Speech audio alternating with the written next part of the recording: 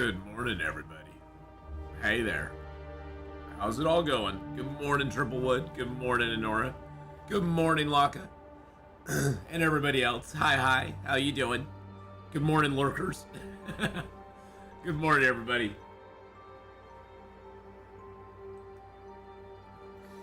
Oh. Are we ready? Wow, the weekend's here already. Boy, when you're sick during the week goes by really quick. Hey, Mr. Cam Man, how you doing? I mean, it goes by really slowly, but then the actual week that you're remembering goes by pretty dang quick. But hi, how's it going, everybody? I'm better. I'm doing a lot better. Today I'm finally feeling like 99% repaired. Wednesday was like horrible. Thursday and Friday were okay, and then today I'm feeling actually pretty good. Other than just being tired, you know. Other than just tired, general tiredness, I'm doing pretty good. Alright, well, boys and girls, with not a whole lot of ado, we're going to get back into our 50 Days in Every Zone file. This is one that where we started in Ash Canyon. We're on day 158 now. We've lived for 50 days in Ash Canyon, 50 days in Timberwolf, and 50 days in Pleasant Valley. We're now 8 days into living here in Coastal Highway. I believe we're at the cabin. Yeah, we're up at the Rabbit Grove cabin. So let's get into it. I'm the luckiest and unluckiest person ever. Why is that? What did you do to deserve that title? I think there's a wolf right out here.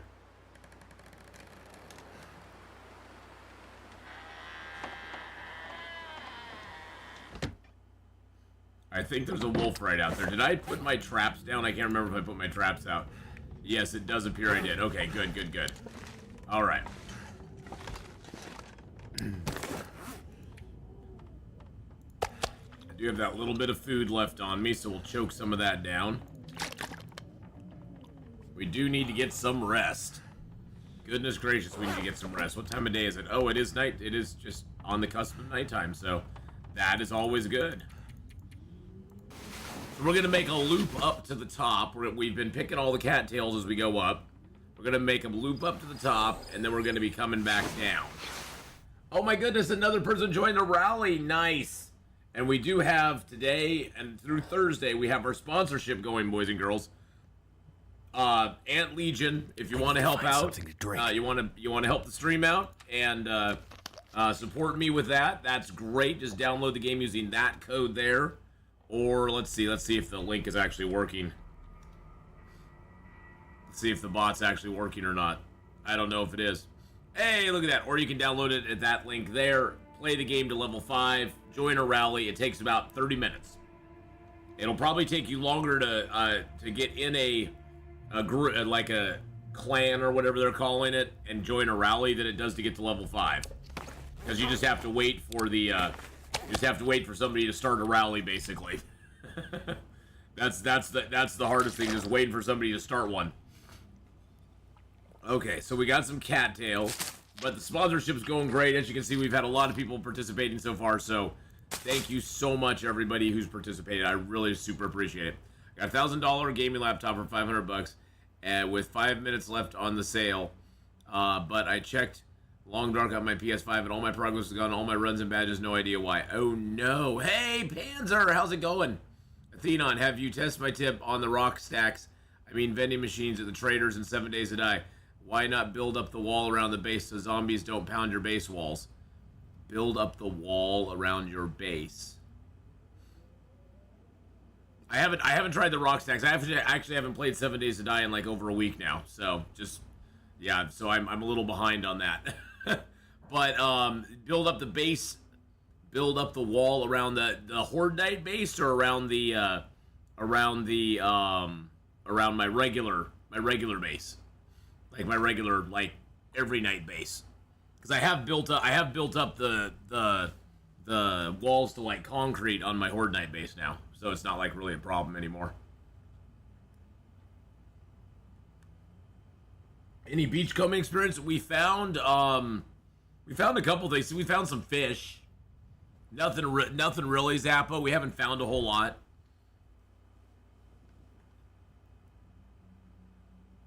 Don't sell any more cotton when you play next. People are out of cloth fast now. Oh, really? Really? In 7 Days to Die?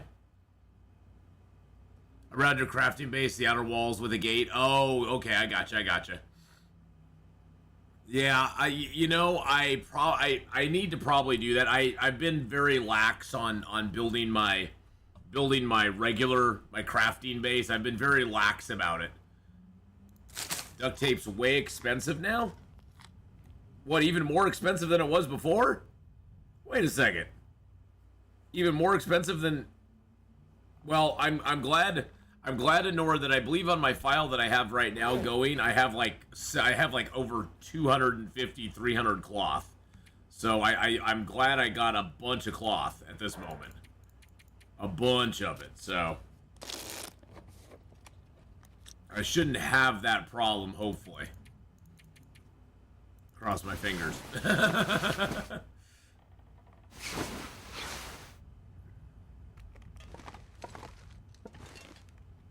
How much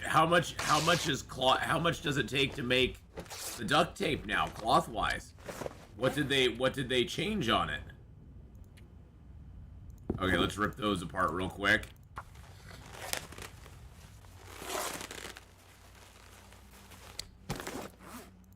And let's rip that apart real quick. Yeah, I haven't done a lot with my Horde Night base, to be honest. I just haven't. Or my regular crafting base. I've strengthened a lot of the walls down below. As far as like, oh, look at a little rabbit on the hat.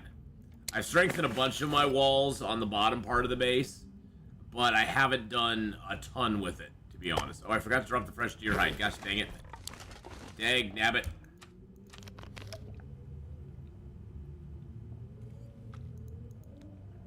Alright, let's go. Let's go out here. Looks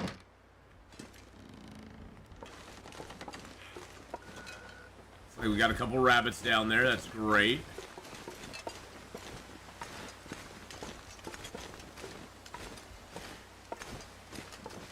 Let's go see if there's any maples up here.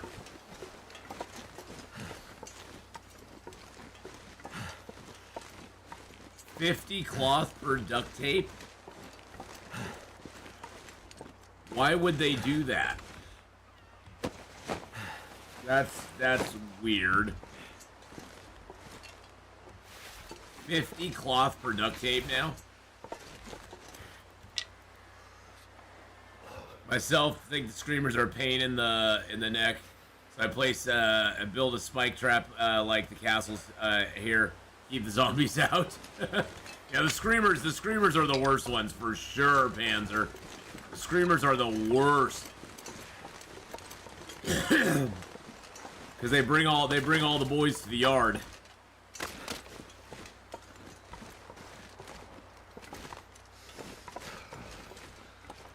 But I too like to live dangerously. Not seeing it. I was hoping there'd be. Cold's making my head feel thick. Wow, really, dude? Already? You're already complaining about the cold. I see how you are. But yeah, getting the crafting base kind of secured up probably is not a bad idea. Especially since now, you know, in the later stages of the game, just gonna lay down for a bit. The types of zombies that are coming by your house at night, it's not like your regular zombies are coming by anymore.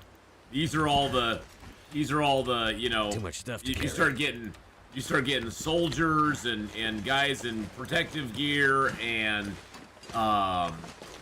police and the bikers and stuff. So it's probably not a bad way to go. Probably not a bad way to go at all. I am doing better today, Christopher.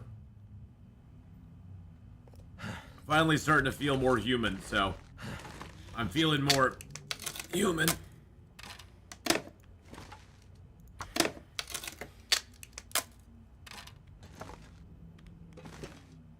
You put water around it with a drawbridge? Nice.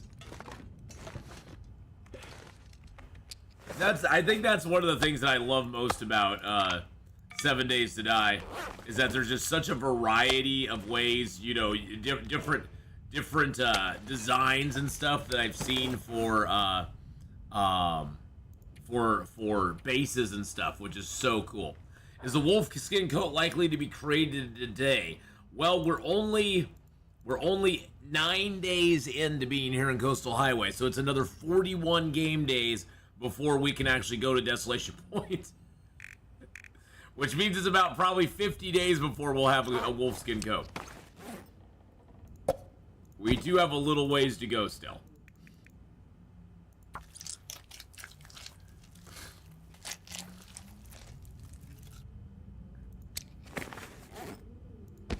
How is it noon already? Did we sleep that long? I guess we must have. I guess we must have slept that long. I don't know how we slept that long, but I guess we must have. Cause dang.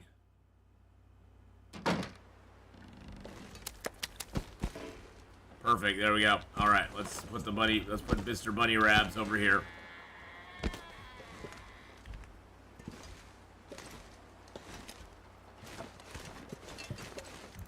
Grab the stick. Get that.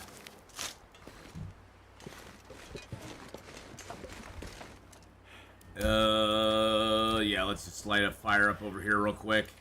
Cook our bunny rabbits up and maybe make a little water too.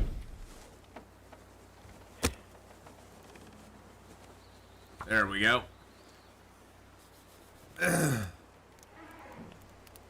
Bump, bump, bump, bump, bump, bump.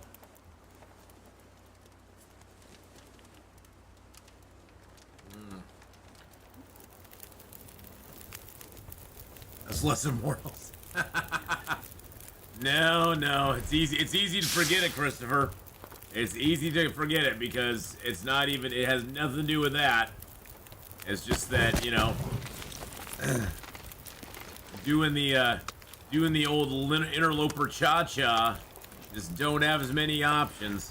That's what's made this run pretty dang fun. Is everything that I thought I knew, I didn't know. So, or, you know, I just had to, you know, throw my rule book out the window and not move around very much. Try to live off the land where I could.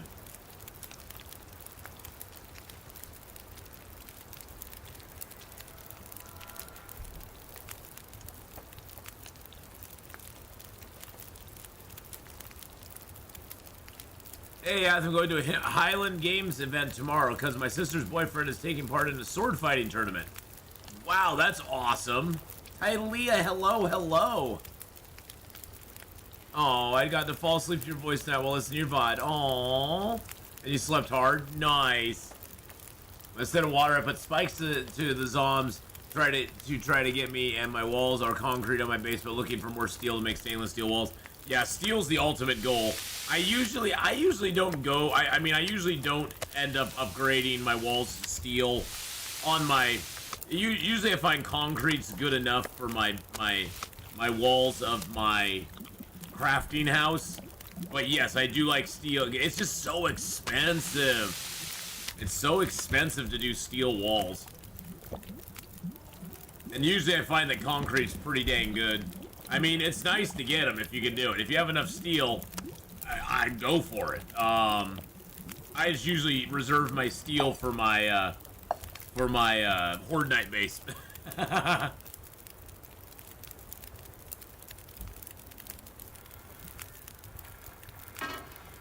It's just a lot of effort to put in to get steel on everything.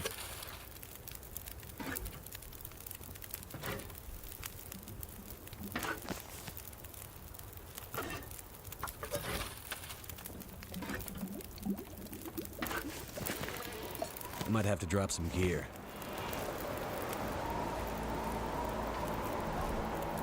Well, that's interesting. It's actually sheltered here. Woo! When I get steel, I'll paint it so it looks like castle walls. Oh, that's awesome. That is awesome, Panzer.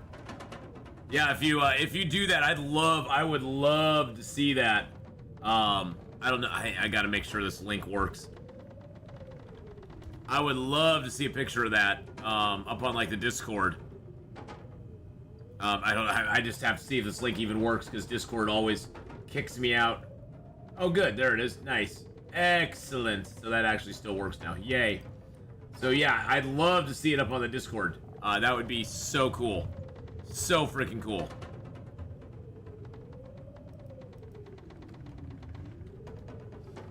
And there is a link to our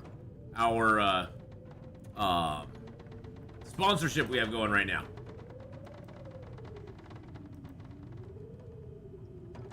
There we go.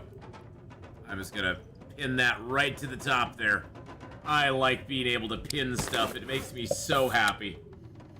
Makes me such a happy camper. Alright, so we'll drink that down. We got 41 cattails now, which is great. And we actually have some water too, which is fabulous. Fabulous news. Oh, seriously? Are you kidding me right now? Hold on a second. I got on Discord today. Speaking of Discord and annoying, I got on Discord today. I think I took it off of streamer mode for a minute just so I could see. When you're in streamer mode on Discord, you can't see people's names. There we go. It just comes up as a the name comes up as just like the first letter, and I forgot to put it back on streamer mode after I got done. And so then I get beep beep, beep beep, beep beep all the time, and it's like, really? Could you be just a little bit more annoying? Just a wee bit more annoying.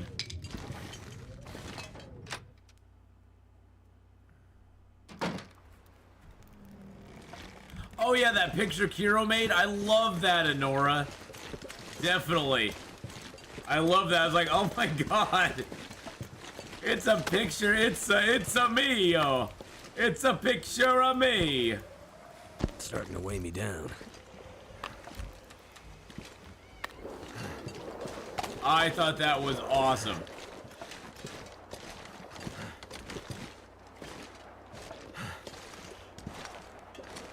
Oh, that'd be awesome, Panzer. I'd love to see it.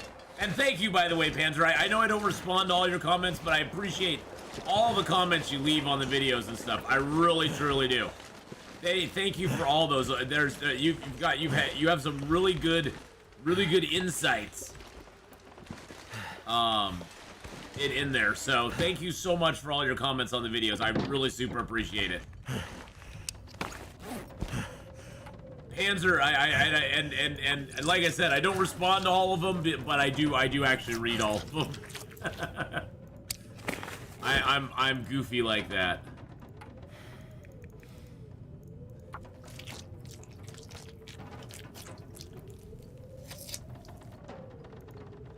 I'm a thinker, so I have very good tips. Yes, you are. Yes, your tips are always very well detailed and thought out, for sure.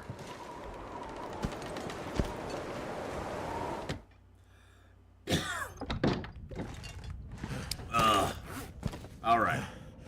Well, I guess we just harvest the rest of these guys. Sucks that it got all stormy outside.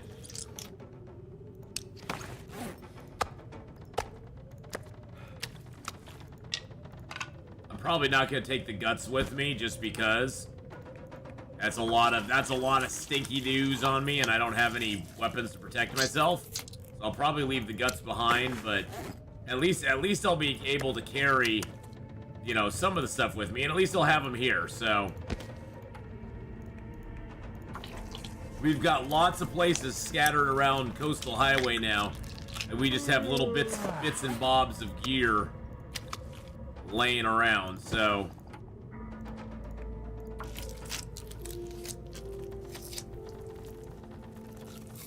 there we go. Oh, that storm really decided to do a number on us, didn't it?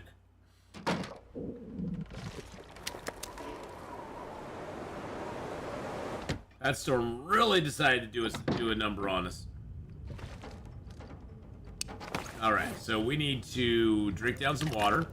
Luckily, we got a bunch of cattails right now, so that's good. And let's eat down the candy bar. And even choke down these sardines. The murder fish, murder fish, murder fish.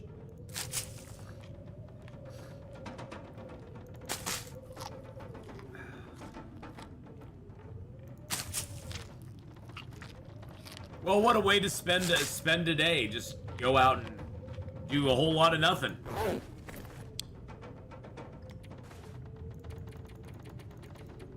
I don't even think we'll get 10 hours. We aren't that tired. Oh, I did go get my Starbucks this morning.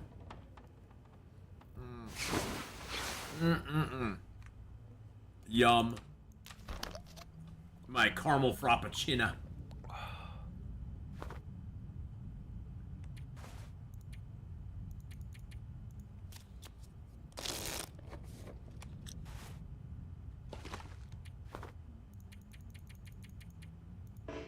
Oh, I'm not tired enough. Of course I'm not. Alright, so we'll take the deer hide with us. Got this green birch sapling here, which I really don't care about. I got these guts here. Put that rock away. You're going to put somebody's eye out with that. I'll give you guys night vision just for this right here. There we go. There we go. By the way, keep hitting bookstores. Keep hitting the bookstores to get your steel maker. You only have 5 or so left. Yes, I actually, the series is a little bit behind, Thomas, and I actually now have the Crucible.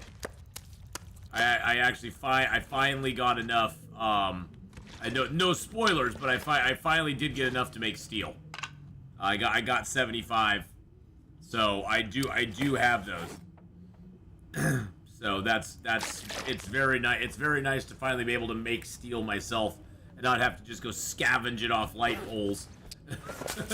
I mean, you can scavenge a lot of steel off light poles, but it's nice to actually have it myself now,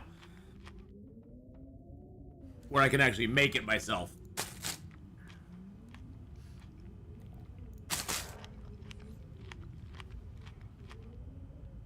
Okay, so it sounds like it's still storming Norman out there.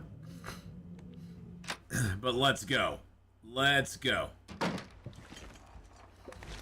Alright, it's not too bad.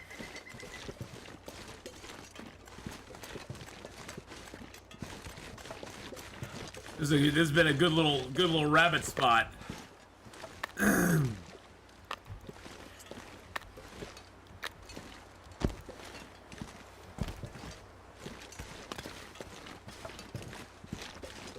Do you intend to go to... Leave me on a cliffhanger, Chris. Goodness gracious, Christopher. Leave me on a cliffhanger there. Do you intend to go to...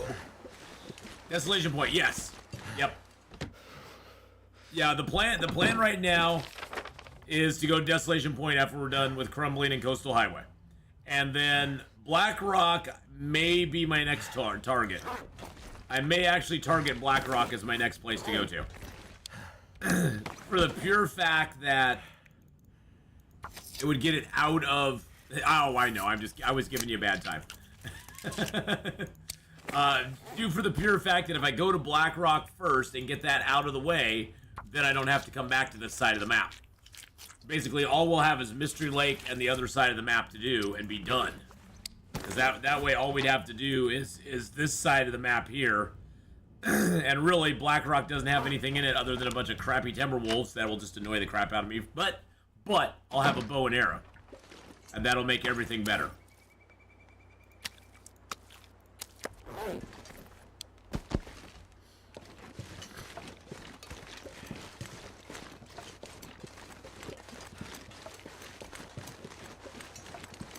Yes, yes, that was one of the first things I added steel to, Thomas, was the fighting window and the area around there, and started to steel in everything else.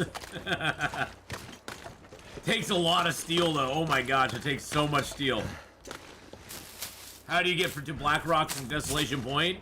I'll just have to We'll just go back through Coastal and Pleasant Valley and then go through the Far Range or the whatever that is. Keeper's Pass North and South. Keeper's Pass North and South. Yes, more spoilers, Anor. Because once I've been in a zone, Christopher, I can go back into the zones that I've already been in, but I can't pick anything up that I left there before. And I can sleep and eat and do all that stuff in them and warm up and stuff, but I can't actually I can't loot anything else in the zone. I can't basically do anything substantial in the zone other than move through it, and I'm allowing myself to pick up sticks, and that's it. So I can pick up some sticks if I want to, but I just can't like live in the zone anymore. And anything I left in the zone before is gone. I can't pick it up. Yes, steel doors and steel hatches are definitely on the docket. Well, steel doors for sure. The hatches are okay, but yeah, steel doors for sure.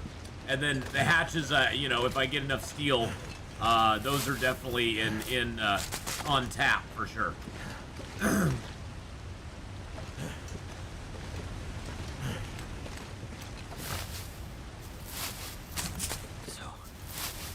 So cold. There's a song called So Cold. I think it was by Seether or something like that. Hey, there's a piece of coal. Piece of coal. Piece of coal. Love me a good piece of coal on the ground.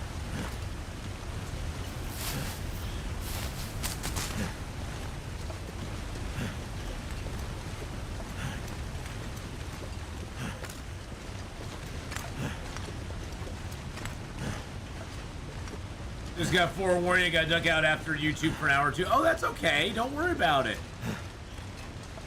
Don't worry about it at all. I think, Thomas, I already did steel doors. I haven't done the steel hatches yet. Too little, too late. Spoilers, more spoilers. I did the steel doors just to keep them out. Just to keep them away while I was away. And then I think I ran out of steel. So I gotta get more iron and make more steel. Now I actually have to go mine iron, which is always fun. I know, 7 Days to Die talk on Long Dark. I know, it's exciting. It's exciting and new. Come aboard, we're expecting you. I think I made the steel doors first, Thomas, basically because there's been several instances where I've come back to my base in the middle of the day, and there's been zombies inside my house because they beat my door down and just helped themselves, and they get inside and they start whapping on stuff. And it's like, excuse me, rude. Number one, rude, and number two, get out of my house, get off my lawn. You damn zombies. I mean, it's my own fault because I leave things on in my house during the day and it attracts them like moths to a flame. They come around going, hey, what's going on over here?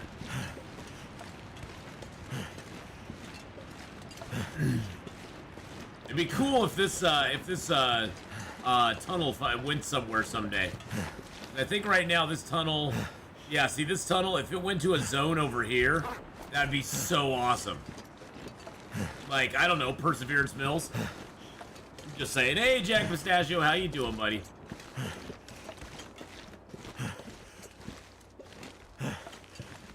Now, I know on some of the other difficulty levels, there's sometimes loot on that train there.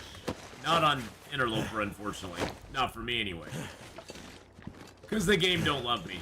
But definitely come back and check these train cars, because I've seen and heard of people getting, like, tools and stuff on them on other difficulty levels, so definitely something to check out.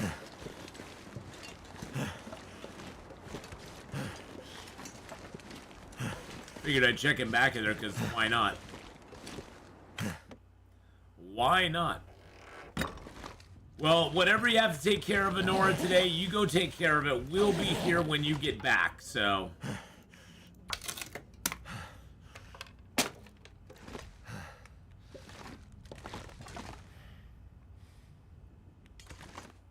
The wood yeah, the wood spikes, yeah, those are nice to start with. Can you so can you just upgrade the wood spikes? Do you have to upgrade them to iron first, and then you can go into steel? Singing sounds better when you're recovering from a illness. That you get that you get that Lee Marvin vibe. Well, you know, hey. I'll take that. I love Lee Marvin.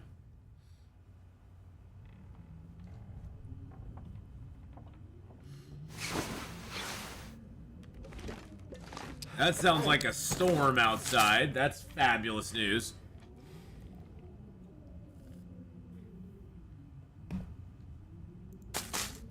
Not.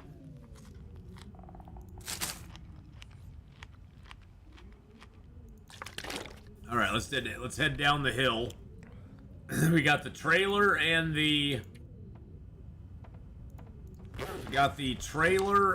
the house down here. These are two places that a lot of people don't visit in Coastal Highway. They're kind of out of the way, in my opinion, and they usually on Interloper don't have like the best of loot in them anyway. But you know, we're here for 50 days, so what's the rush? We might as well. I'm gonna kind of stick up here. There's a wolf that likes to roam down in that area, although he does come up here sometimes. So I'm gonna get my torch out and at the ready, just in case. He's kind of an unpredictable little scamp.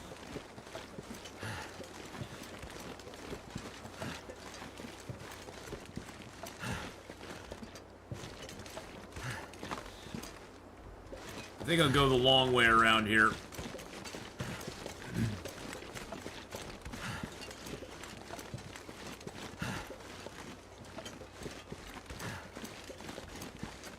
There's the house.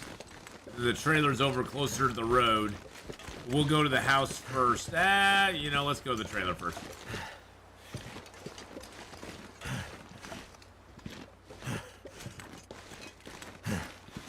I want to go to the house, and I want to go to the trailer, then I want to go to the house, and I want to go to the trailer. I can't make up my mind.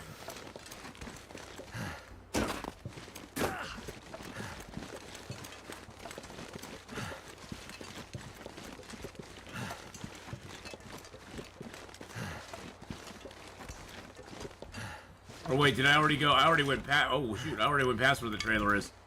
Never mind. You can upgrade them, but have both iron and steel in your inventory to upgrade even concrete.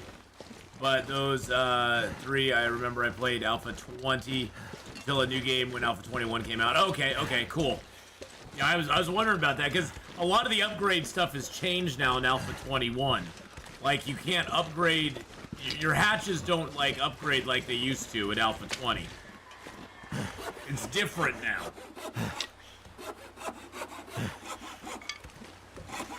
Which is fine. I mean, different is good in a way. It keeps us guessing. Can't feel my hands.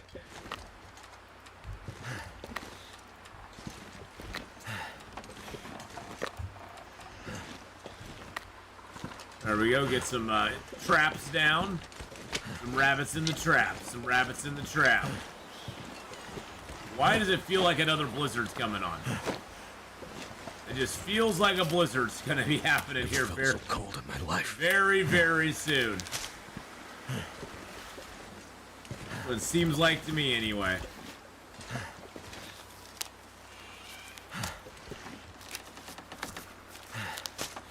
Yep, it's gonna be a blizzard here pretty quick.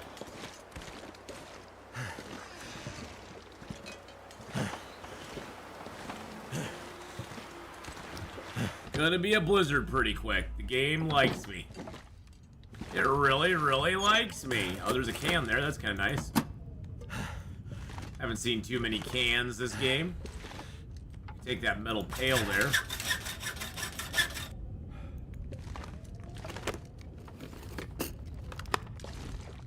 Newsprint.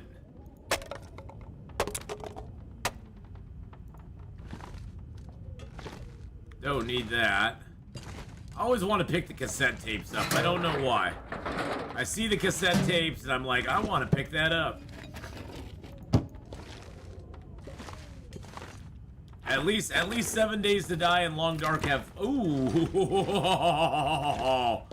Yeah, baby. There's something we definitely needed. Now we got 59 matches. That is awesome. That is awesome.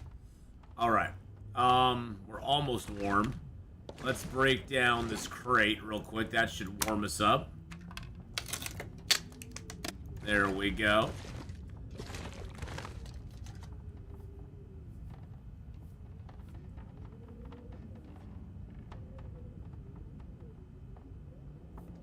Yeah, some things are still the same. Other things have just changed. I like some of the changes they've made though. All right, so I am gonna come back here, I think, and sleep for the night. So let's. Oh, you know what? Let's leave our stuff to cure here. I'm gonna go to the little trailer here real quick, and then we'll come back here.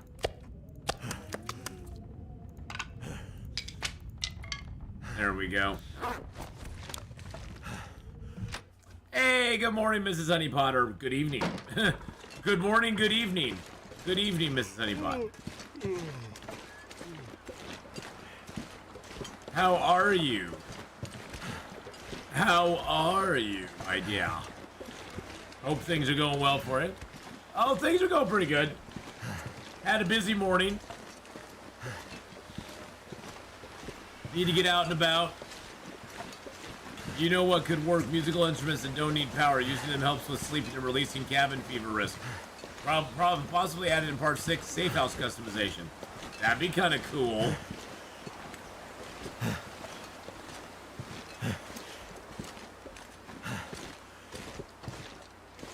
I'd be down for that.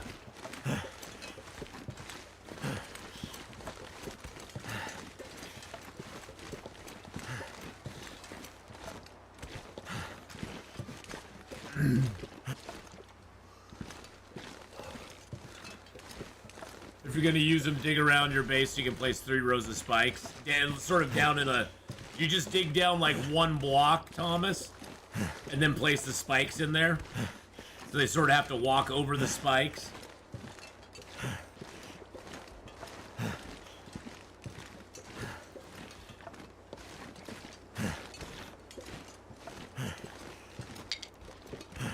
You don't want to dig the pit too deep though, right? You don't want to be digging it down like 3 blocks so they can't get out. You want them to be able to try to get out, just they get spiked up when they try. Okay. So basically, the clearest path to you is still through them, and they just have to walk through the spikes to get to you. That's always fun. I like that. But yeah, Sean, that I would love to be able to sit down on things, but I don't know if they'll ever implement that in the game, to be honest. I'm very dubious about that. But you never know. Safe house customization will be interesting. I don't really know how they're going to implement that, but it should be it's going to be an interesting concept, that's for sure. Is that a candy bar? That is a candy bar.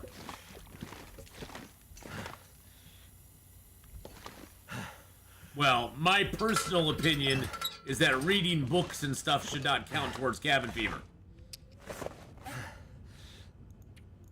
Reading books and stuff should never count on cabin fever risk. That's always been a goofy thing that just to me has never ever made sense.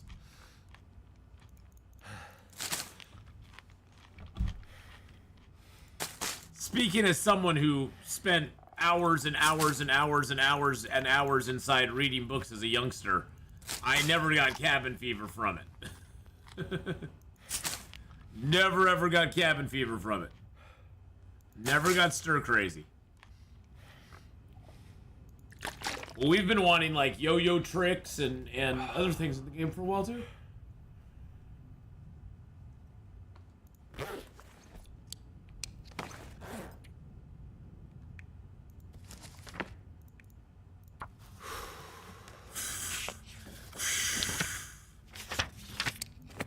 Will sounds so disgusted by everything. It's like, oh my god. You're making me read a book again that I'm never gonna use? Yes, I am, sir.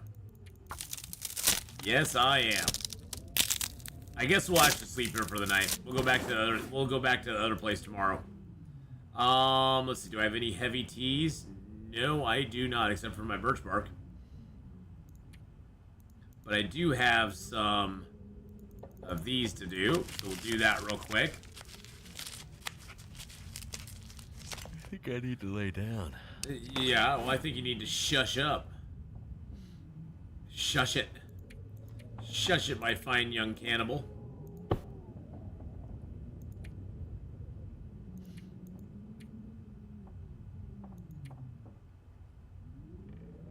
Alright, everything we have except for that we're wearing.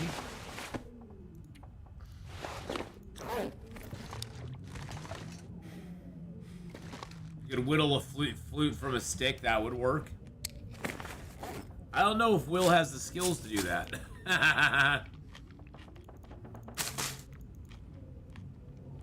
So we have a traveling bard in the long dark. He's a traveling bard. He just wanders across the world, fighting wolves and evil wherever he goes.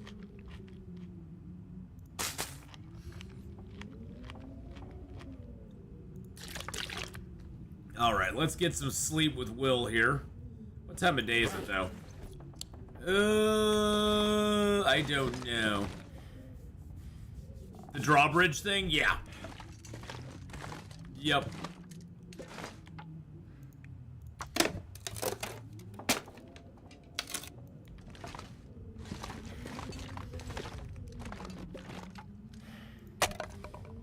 Funny thing is, I've never built a drawbridge in that game.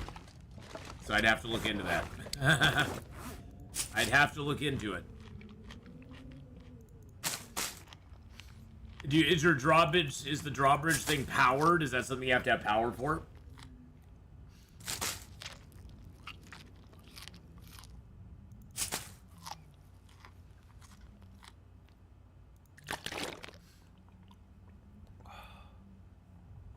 Ah, there we go. Nice. Alright, let's get some sleep. Let's get some sleepity boos. Oh. Oh. An instrument on the workbench. Like you can make a guitar or something. That'd be cool. String it with guts. This gut's a G sharp. This one's a F flat. Will, the traveling long dark bard. Some are powered, others are not, if I remember right. Oh, okay. All right. Yeah, I didn't know if it would work without power or not.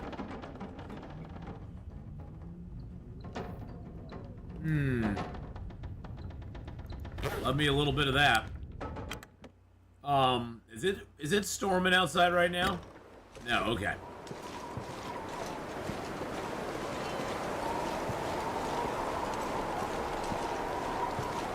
I was gonna say, if it's storming really hard outside right now, I'm gonna be a little sad.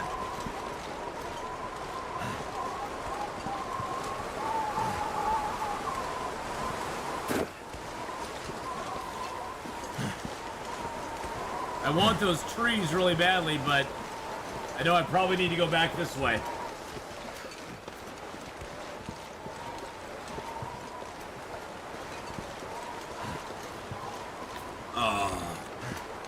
I have not had a squirt in so long. It's so good.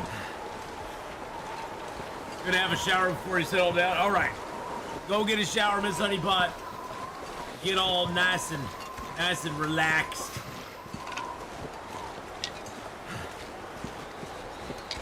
I was gonna say have fun, but I thought it sounded a little creepy for me. So you know, like have fun in the shower.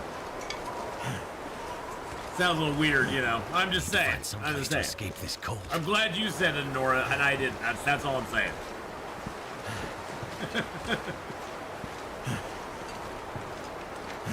But yes, go get all relaxed, Miss Honeypot. We'll see you when you get back.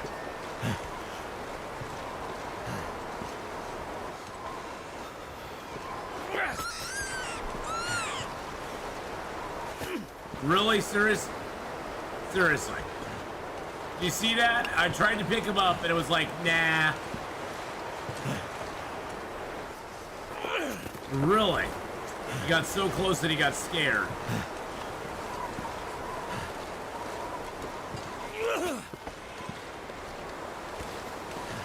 Stupid rabbits.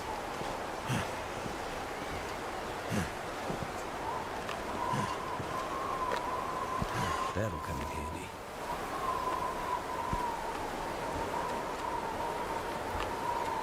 A garage for my vehicle.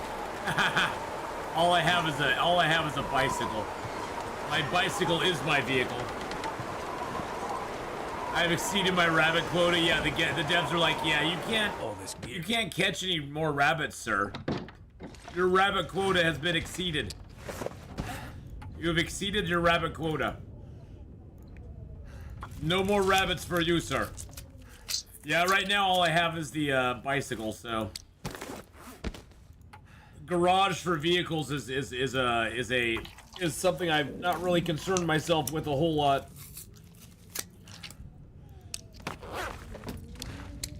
I may down the road, but definitely not at the moment.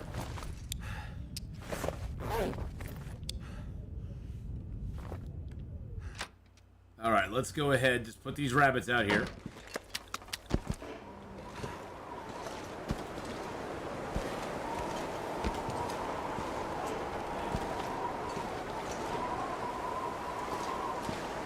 Where'd they go?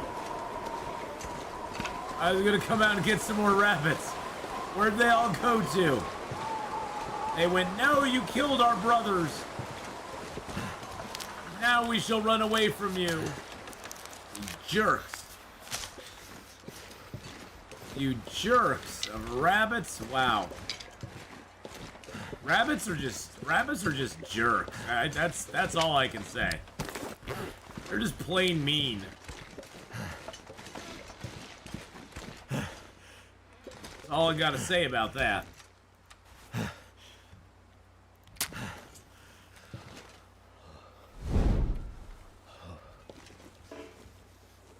Too windy.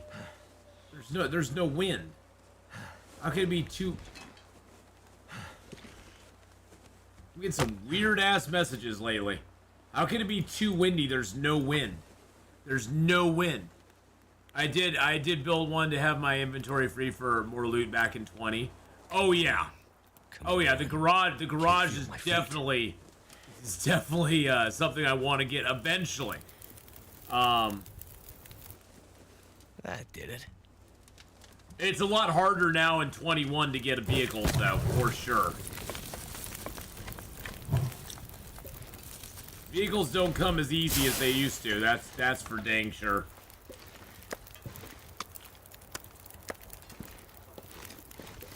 It used to be you could just spec yourself into them. Cold. Warming up again. And even though I have some spec'd into automotive, I'm still not getting that many vehicle books. I bought a few, and I think I got enough vehicle books to get up to the what's the mini bike. I think I might have got enough books to get the mini bike. I think I might have actually made a mini bike. I'm not. I'd have to check.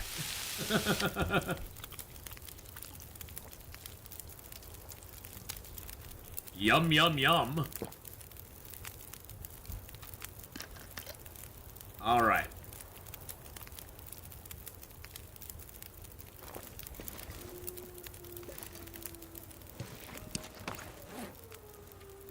I do have a lot of wood on me. That's okay. I don't mind having all that wood, so.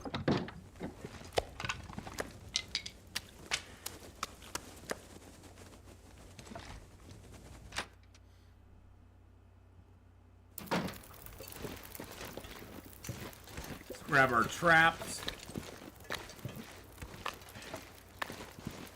I'm not gonna be able to carry this load Really? for much longer. That put us just that much overweight, huh? Wow.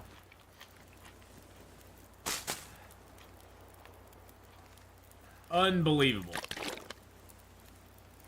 Unfrickin' believable.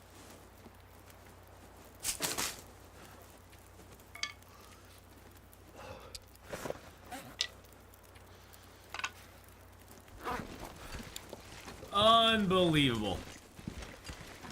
And don't forget, guys, we do have the sponsorship going all this week. Anybody who helps out, I really appreciate it. Thank you so much to all the support. It's going great so far. We just need a few more people to get in on it, and yeah, we're killing it though with it. I mean, doing super duper good. Thank you everybody who's participated. All you gotta do is download the game with the QR code above, play it to at least level 5, which takes about 30 minutes. It's not too hard. Just use some of the boosts and stuff the game gives you. You can get there within like 30 minutes, and you can join a group, join a rally, and that's the first 2 stages done, just like that. Boom, bitty boom. I found it actually took longer to like get into a rally, like to find a group that you could get into a rally with, than it did to get to level 30. So, thank you everybody who's participating, though. It really helps out the stream when you do. It really, truly does. It is a mobile game, so you have to, you know, have a mobile device to do it on, and all that good stuff, but, It's making my head feel thick. it is making my head feel thick. I want to get some acorns, though.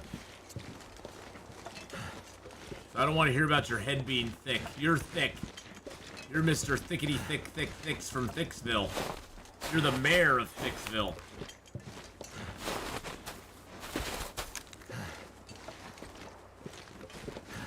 I can't pick up that stick, though. The stick is right out. You know, I haven't found many ptarmigans around here.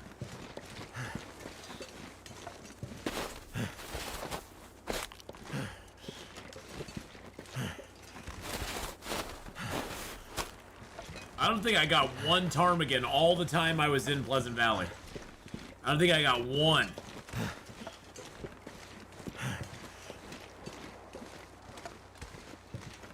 Damn, I'm freezing.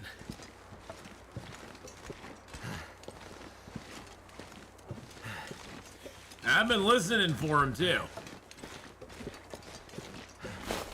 I would love to get him. This gear's starting to slow me down. It is again? Really?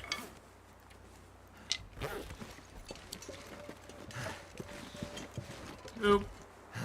No! Why are all your cairns lost? Stop being lost cairns. Son of a biscuit.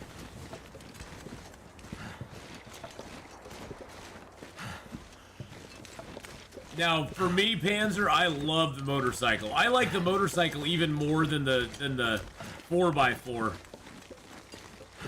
I just love the versatility and the speed, you know, the speed and I think the maneuverability of the motorcycle I like as well. Yeah, that's what I usually do, Thomas, is I've been saving up my Dukes, waiting to see if he'll have motorcycle parts on him. Because if I can get the motorcycle, I'll be a totally happy camper. The motorcycle's always what I go for. I got a mini bike now, so you know, I'm halfway there. I don't have to do pedal power anymore. You know, this game would be a lot better without those little stone things. Hey, Redacted, how's it going, buddy? Now that I don't have pedal power anymore, that's the best. I would be walking around without a cairn in the world. Hey-oh! You're right, though. I wouldn't have a cairn in the world.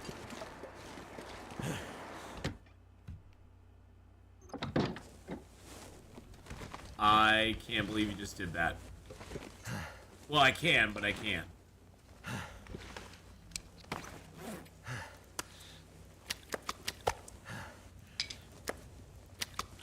And hi, I hope you're having a good Saturday, too. Alright, we got our flour there. What do we got in here? Oh, I got some more wood. Yeah, let's throw some more wood in here. There we go. Throw a little bit more. Oh, nope. Nope, not. Okay, transfer all that.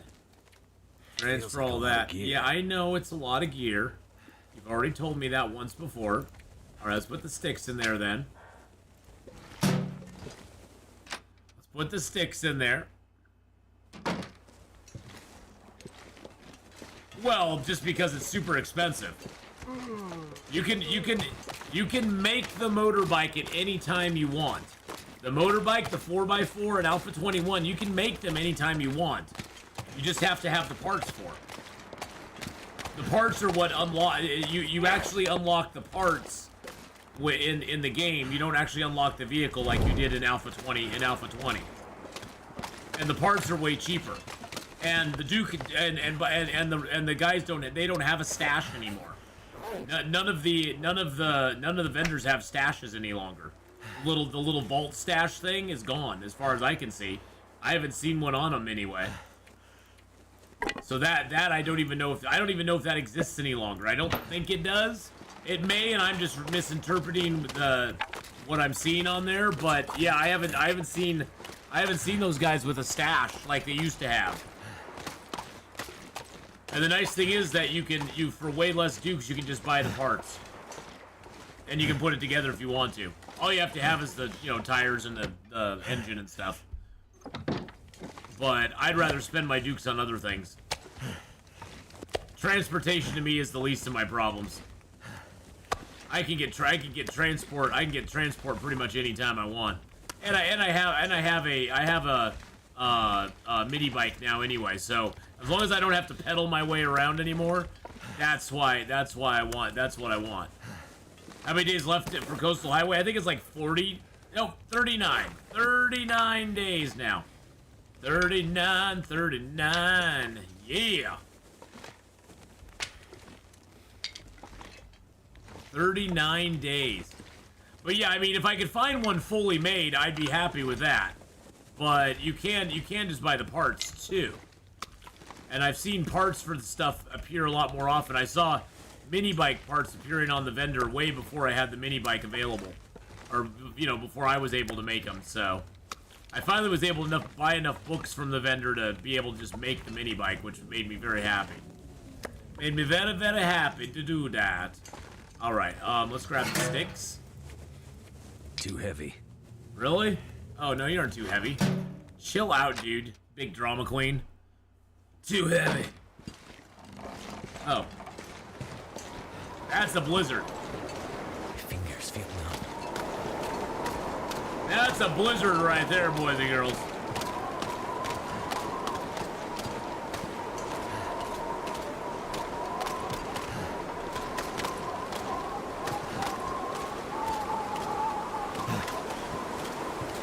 Oh, okay.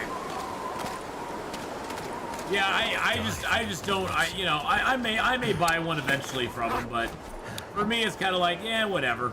If I get it, I get it.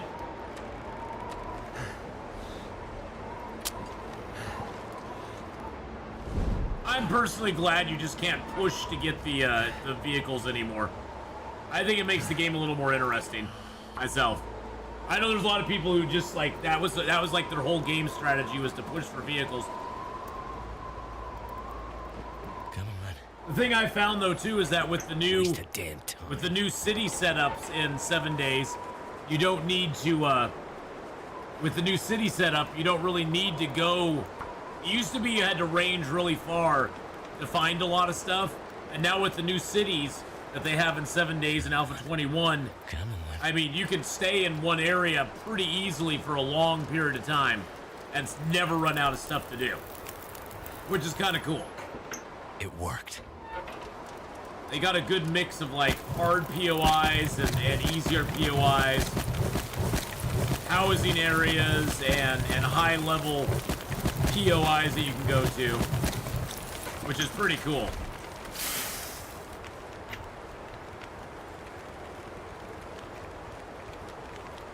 Something's gotta go. Your attitude, my friend. Your attitude! Yeah, the quest rewards, yeah, I've got now, I think 2 different bicycles from the quest rewards. It's like, okay, cool. Give me some bicycle, baby.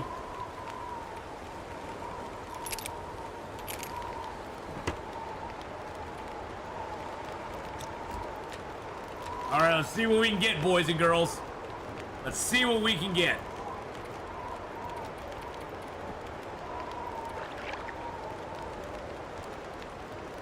It's time to fish. And look what you got. You got me, Charlie the Coho Salmon. How's it going, everybody? Welcome to Puppetry of the Fish. I'm so happy to have Redacted here because he's my pal under the sea. Under the sea. Under the sea. You'll see it's better down where it's wetter. Take it from me. Wow, what a talented fish. You should go. You should go out for Close my eyes. FGT. Fish Got Talent. No, he shouldn't. He sucks. Wow. The trout coming in with his own little take on the whole thing. You know, I have to say, I really like Charlie, but, you know, it's not the way it used to be. It's all rigged these days. It's not reality, it's just rigality. Disney's gonna scream. Disney can scream all they want. Disney hasn't made a good product in 20 years. This pack is getting too heavy to carry. That's for damn sure. Last good thing I remember from Disney was back in the 1990s. Heyo!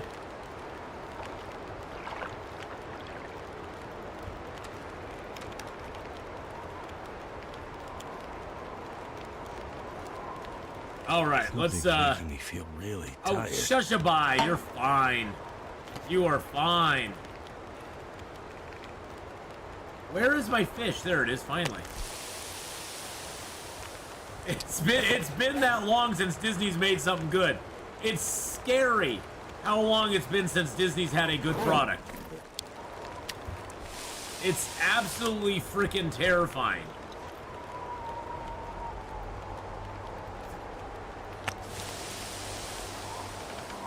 But hey, that's what happens, you know?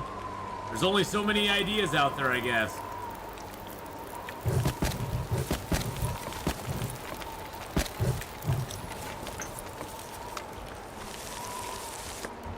I mean, I love The Emperor's New Groove and Hercules. I mean, but those were kind of on the downhill side of Disney having good stuff. It just was. I mean, those were like a few of the last good things that Disney put out.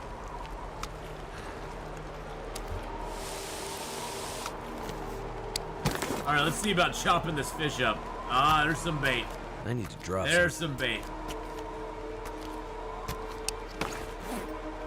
I have thoughts to build a mountain crafting base in my other play map after I get steel pickaxe or auger. I actually have the steel pickaxe now, and it's so nice. I'm like two-shotting like everything out there. Like I'm one-shotting some stuff, and I'm two-shotting like stones and stuff. It's great. It's great.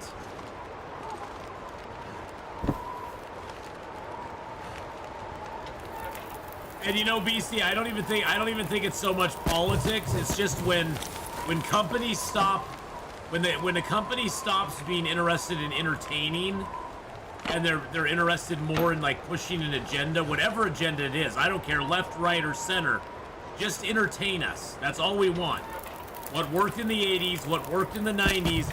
There is no mythical modern audience out there. People are entertained by the same exact things today that they were entertained by 20 years ago, 30 years ago, 40 years ago. We want good stories. We want compelling stories. We want interesting characters. We want good character arcs. We like to see people go on a journey which has highs and lows. We like to see, most importantly, we like to see flawed characters. We like to see flawed characters. Characters that actually, go through a lot of struggle. Because guess what? We all relate with that. Because in our real lives, we go through struggle all the time. We go through struggle all the time. All of us do. And it makes the characters relatable to us to see them go through struggles as well. And that's the best thing that you can do is give people that. That's why I love watching Korean television. Korean television don't give a they don't care. They're just like, we're just gonna tell a good story, and if you like it, you like it. If you don't, go fly a freaking kite. You know,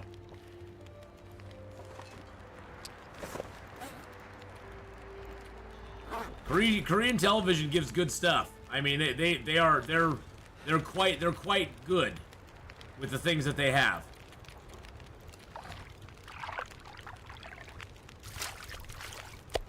Well, it goes back to the whole thing about, you know, when you try to please certain people, when you try to please a certain group or a certain idea or something like that, you're inevitably, you know, they should be in the market of just making good stuff, you know, for everybody. It used to be that entertainment, they didn't want to do anything like that because that limited their audience. You know, they want as big an audience as possible because that's what makes them money.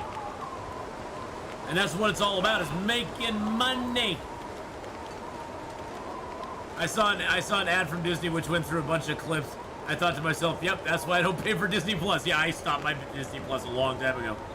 Even if I'm soon to be 40 years old, I still love cartoons and anime, best cartoons from the 80s and forward. Oh yeah, there was so many good cartoons in the 80s and the early 90s. So much good stuff.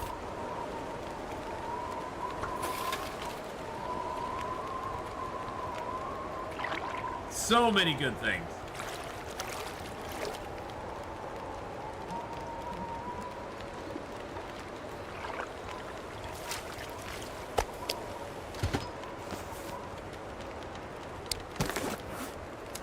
Oh, we got another big Toho salmon. Nice.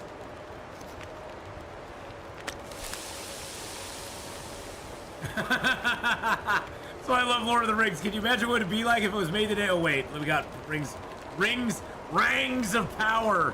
It's the rangs of power. Oh, I love some of their sci-fi horror stuff. What was that space one they did? They've done several really good ones. I personally love their like drama, like their not rom-coms, but like they do a lot of love triangle type shows, which I actually really like. What was my favorite one in the 80s cartoon-wise? Well, see, for me in the 80s cartoon-wise, you know, I was still watching, I mean, gosh, for me it was like, I was still watching Looney Tunes and stuff back then. I mean, that stuff for me was like the best. I loved all the old Looney Tune stuff. I was still watching that even in the 80s. I can carry much but I was a teenager in the 80s too. So for me, most of the exposure I had to like cartoons was mainly like Super Friends, Shania Twain's 57. Oh, Shania Twain's gorgeous. Dude, I'm 53. She's like right at my age. Yeah, G.I. Joe, He-Man.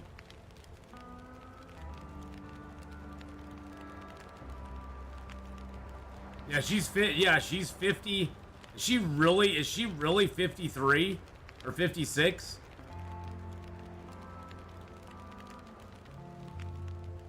Yes, she is. Wow. 57, dang.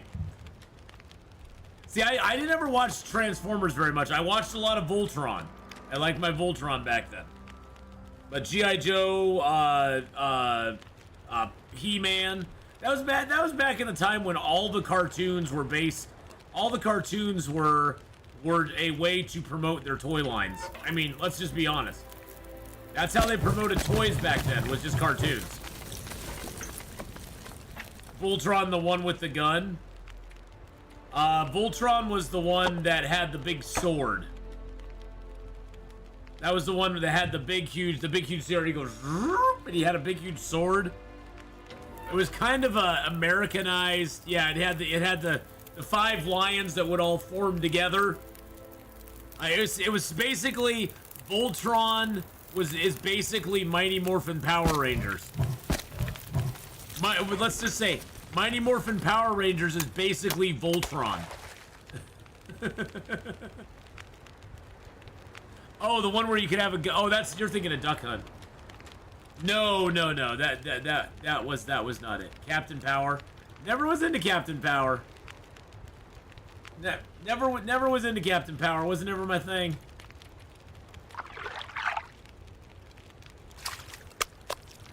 Okay, wow.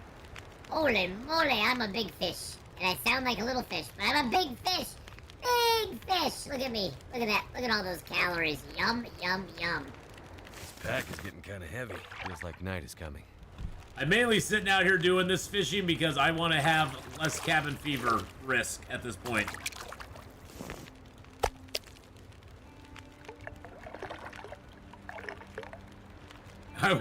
He was so poor he had GoBots and said, I did have some GoBots. Like something is sapping my energy. Transformers franchise, I didn't know when to quit. The movie was enough. Yeah, see, I was never a big Transformers guy. I just never was. I never was that into Transformers. Thundercats were really good, yes. I did like Thundercats. I forgot about them. To think straight. I forgot about them.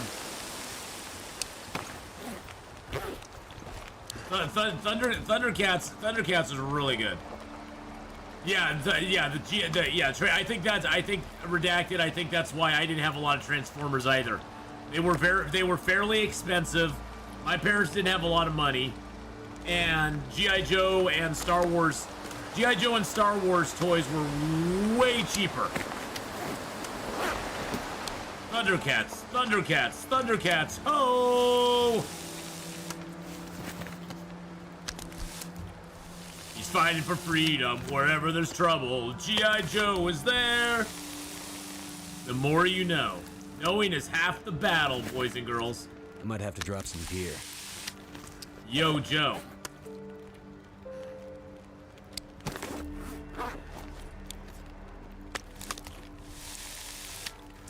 Oh, snap-a-doo.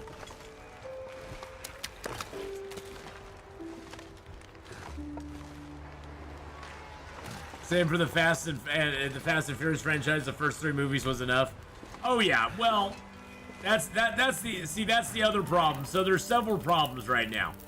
The biggest problem is that most studios, most places, are not willing to take any risks these days. They don't want to bet on anything that's not a established thing. And they always want to put their own. The other problem is they always want to put their own mark on it. They want to be like, well, we're gonna reimagine this. You know, and they always say they're reimagining it for a modern audience. And I hate to tell them, this modern audience that they're trying to track down, you'd have better luck finding Bigfoot than finding your modern audience. Your modern audience, the one that praises you on Twitter and reposts all your stuff, they're not going to go buy your tickets or your merchandise. They aren't. They don't have any money. They want it all for free. They'll pirate it and watch it later on, but they're never going to put a dime in your pocket. And that's what these companies don't understand, is they're pandering to the wrong people. They're pandering to people who will never pay them any money. They'll praise them all day long for doing the right thing or whatever, but they don't spend money on entertainment. They don't spend the money on any of this stuff. They want it all for free, and they believe they deserve it for free, and so they're gonna pirate it or watch it when it comes out on their friend's Netflix account or whatever, but they're not actually gonna spend the money on it. Guys like me are gonna spend money on it.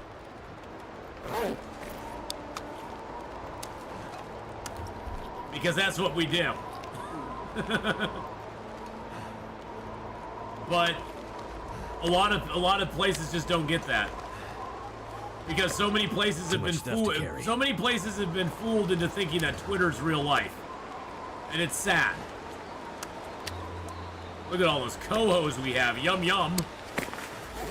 It's sad how many of them have been fooled into thinking that Twitter is real life. It's not. It's not. Have you ever seen Star Chaser Legends of Orin? I have not seen that one. Was that in the 80s as well? I have not seen that one, no. It's just X, yeah. It's, you know, Beastie, it's one of those things where we'll always call it Twitter. Well, I mean, even though they've changed their logo and stuff, it's like, I understand why he did it, but it's it's always going to be Twitter. I mean, everybody's going to always know it as Twitter. It's not like it's kind of hard. It's kind of hard to change a brand like that. The good news is most of this modern stuff is failing miserably. Look at Indiana Jones. Yes, let's remake something from the 80s that was really popular using a guy who's way too old to act. Try to replace him with Phoebe Waller-Bridge, who's an unlikable bint. Let's try to eliminate him and prop her up instead. And then it fails and they wonder why. They wonder why.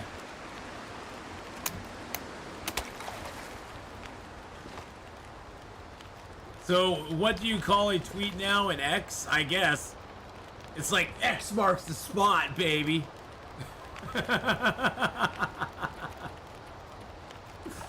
Like X marks the spot. But you know, that's why things like Indiana Jones have failed. That's why things like Maverick succeeded. A movie that nobody ever, I mean, when I first heard that Top Gun was making a sequel, I was like, really? He's gotta go. Why? And then I saw it and I was like, I gotta go back and watch that movie. I gotta go back and watch that. Imagine if Halo was made today. Well, they made Halo. Maverick was so good. Well, I mean, I loved Everything Everywhere All at Once. That was a great movie. That was an awesome movie. And you know, and it's funny because it's like okay, you know, the thing that you always get, the thing that always is thrown at you when you talk down about a movie like Indiana Jones and you're like, it sucked, and Phoebe Waller-Bridge is an absolute, you know, she can't understand normal thinking. You know, when you talk about a movie like that, you just can't stand it. They go, well, you just don't like it because it had a strong female lead character. And it's like, don't even try pulling that with us. Those of us who grew up in the 80s and 90s, we were loving strong female characters before you had strong female characters. Get a lot colder, before you had strong female characters. Don't even try to pull that sort of crap with us. We invented strong female characters. We invented Sarah Connor. We invented Ripley. We had strong. We had Wonder Woman, Charlie's Angels. We had all of that way before any of this stuff was even dreamt of. Before you were even thought of. It's kind of the same thing as Raph. The best part about Elon's ownership is the fact that Raph gets so triggered by anything he does. I don't see why people get so triggered by it. I mean, this is the guy who like is making Teslas. I mean, he should be like the darling of everything they do. I think it's one of those things where, you know, I don't agree with everything Elon does, but he seems like he's doing okay. I don't know. I mean, he says some wacky stuff every once in a while. He goes on Joe Rogan's show and smokes a joint and drops his stock like massively. I mean, it's like, who cares? Who cares? Yeah, and that's the thing too, Honora. We didn't have to call them strong female characters because guess what? They were just good characters. See, that's the thing, is like, you don't have to differentiate and say they were strong female characters because they were just good characters. It didn't matter. We loved them for what they were.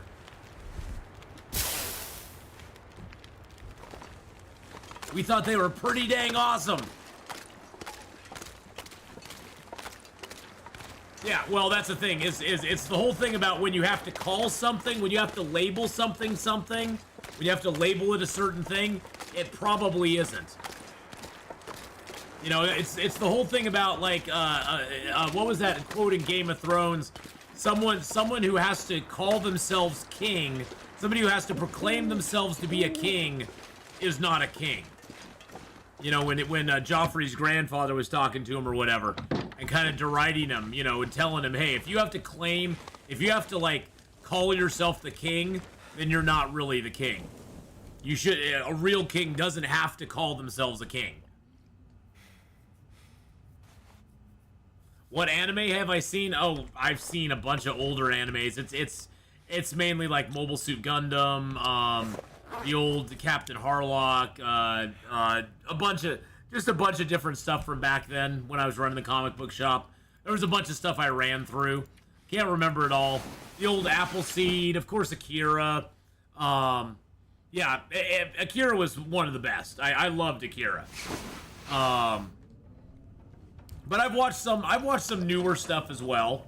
I mean, I really thought, I know it's not really anime, but like, I like animated stuff even to this day. I mean, the first season of Arcane, in my opinion, was just, I've watched Arcane, the first season, probably at least half a dozen times all the way through now. And that's not including watching, like, reaction stuff from, like, EFAP, from Mauler, and Rags, and Fringy, where they basically sat down and they'd watch one half-hour episode of Arcane, and they'd take, like, 6 hours to dissect it, and actually show you all the cool stuff that, as a casual watcher, you probably wouldn't notice. I mean, the animation in Arcane was just, mwah, like chef's kiss animation. I mean, it's so good. I'm so glad my son turned me on to that. He was like, my son was like, you have to watch this, Dad. I'm like, what is it? I'm like, he's like, it's Arcane. It's based on League of Legends. And I was like, really?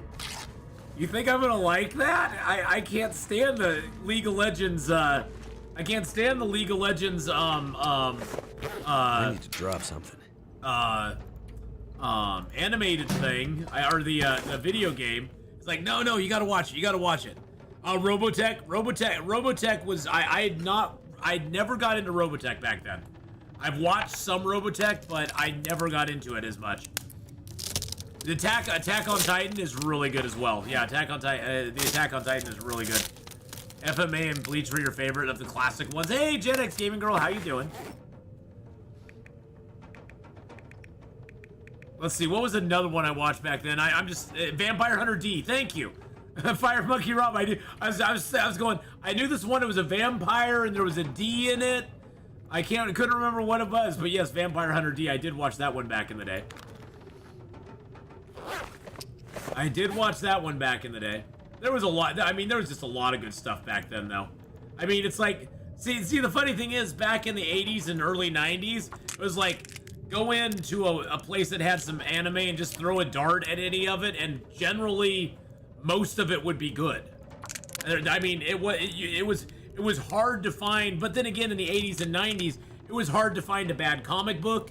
It was hard to find, you know, it was easy to find a bad comic book movie.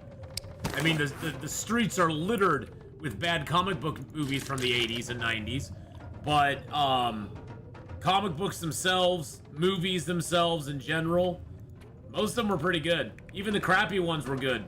Even the bad movies in the 80s were decent. They were so bad they were good. All right, let's go set our traps out on Rabbit Island. Really? Really?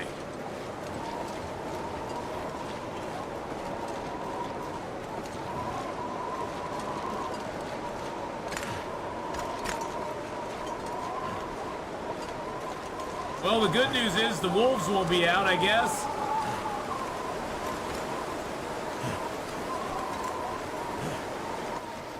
But yeah, Vampire Hunter D I definitely love too. Attack on Titan's really good. They did a good job with that one. It was a good adaptation.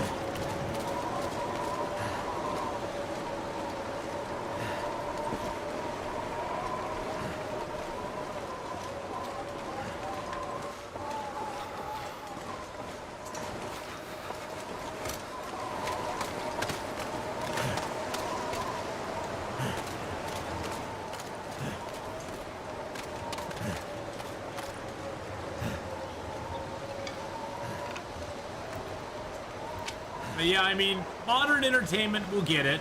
It's coming around, trust me. Modern entertainment's getting the message because all their stuff's failing. What comic books did I read when I read them? Oh god, what didn't I read? I will say I was more of a DC than Marvel person. Although I read anything X-Men. X-Men was like my jam, X-Men and Spider-Man. I didn't read a lot of Captain America, Iron Man, Avengers, that sort of stuff. I did read some of it sometimes. Kraven's Last Hunt, one of the best crossovers they ever did in Marvel. Kraven's Last Hunt was awesome. But I read a lot of Spider-Man and X-Men, New Mutants, but it was mostly Justice League, Green Lantern. I'm a way bigger DC person. Which has just made me so sad that Warner Brothers has just like fumbled the ball so badly making making actual DC movies. They have fumbled the ball so bad. They have two of the biggest superhero names ever, and they keep screwing it up with Batman and Superman. They can't even get it. They can't even get it right. I was into Red Sonja. I don't know why you'd be into Red Sonja.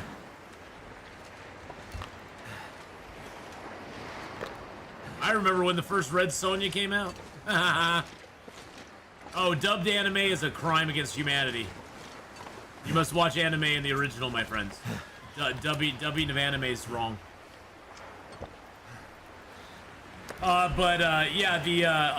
I was into all that stuff back in the. I mean, my main stuff I read though was DC, Justice League, pretty much any of the Justice League members. That was back when Justice League was pretty much like Red Tornado, Elongated Man, Flash, Wonder Woman, Batman, Superman.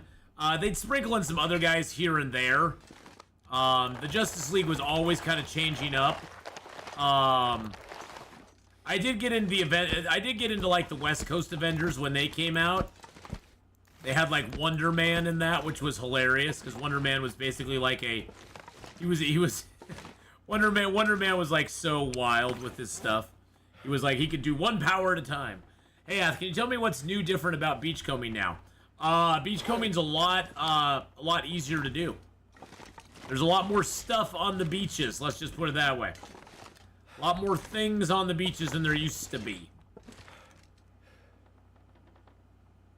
I'm gonna have to leave something behind. What can you break this down into? Ooh, if you harvest it, you get a fur and 2 scrap metal. Nice. I like that. So basically, redacted, after most big storms, there will be a whole bunch of stuff that washes up on the beach. And you just gotta go down and find it. Did you ever watch Vampire Hunter D Bloodlust? The second movie really good. I don't remember that one, but it was a long time ago. But yeah, it was mostly DC stuff for me. Although I read a lot of Marvel stuff too. Once I ran the comic book shop, I pretty much read everything. But see, that's the thing is I pretty much read everything just because that was kind of my job. And I read a lot of the independents as well. I mean, you know, stuff like ElfQuest. I mean, back then independents were pretty small potatoes. All the Dark Horse stuff, like the Star Wars stuff that Dark Horse was putting out, their Aliens, Predator stuff they were putting out was really good. Oh look, see, here's like the new beachcombing right here. There's a chest out here. Got washed up. Someone's stash. Ah, someone's stash.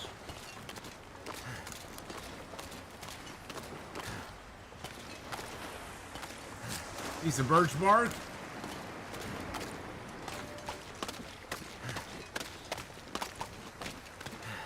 The Hulk? Yes, I love the Hulk myself, too. Oh, wow, look at this. We got a birch and a piece of cloth.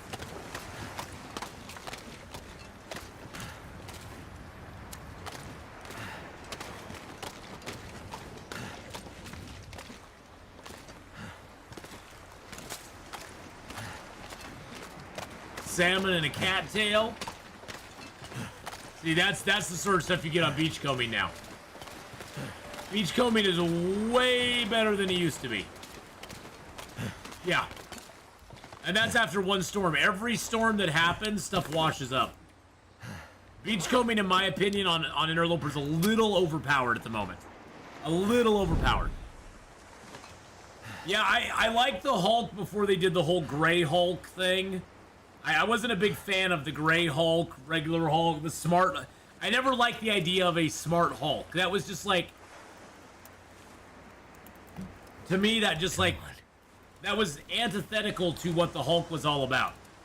The whole thing with the Hulk that I enjoyed was the... It worked.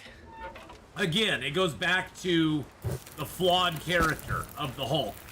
That, you know, that he had great power, but he also was he was very dangerous and he was scared of his power. Because, you know, it could go so wrong so fast. What are your thoughts on Popeye cartoons? I love Popeye. I love Popeye cartoons. I'm Popeye the Sailor Man. They did, yeah, see, getting all these different colored Hulks, I think is just stupid. I'm sorry. There's one Hulk and he's green, and he's big and he's mean, and that's it. There's the other Hulks are all gimmicks. The other Hulks are all gimmicks. One of the best Hulk things they did was was World War Hulk. That was the one that ended up with Hulk going into space, like them basically sending him off, and he basically takes over another planet, which was really good. I enjoyed that one a lot.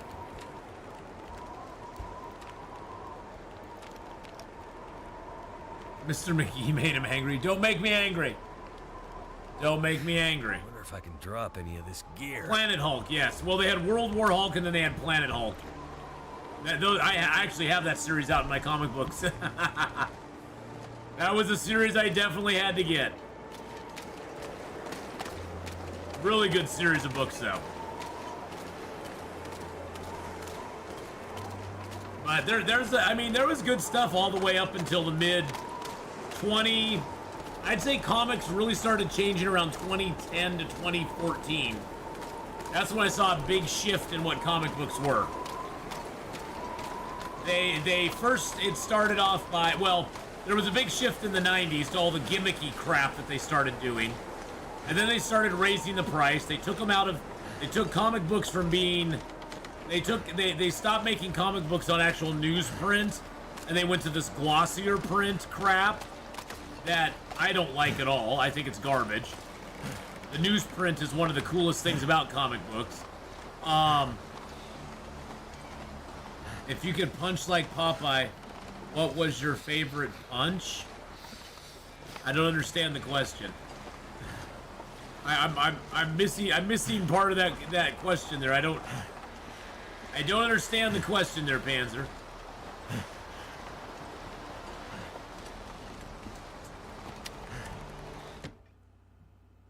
But, you know, they changed the paper on comics. They tried to go all fancy schmancy and make stuff look, you know, they mainly did that to up the cover price on comic books. So upping the price never helped.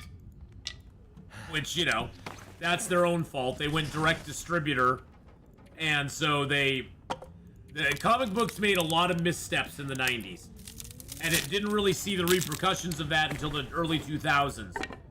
And then they've been basically, and the biggest misstep that comics did in the 90s is that they lost an entire generation of comic book readers because of their own hubris, their own freaking hubris.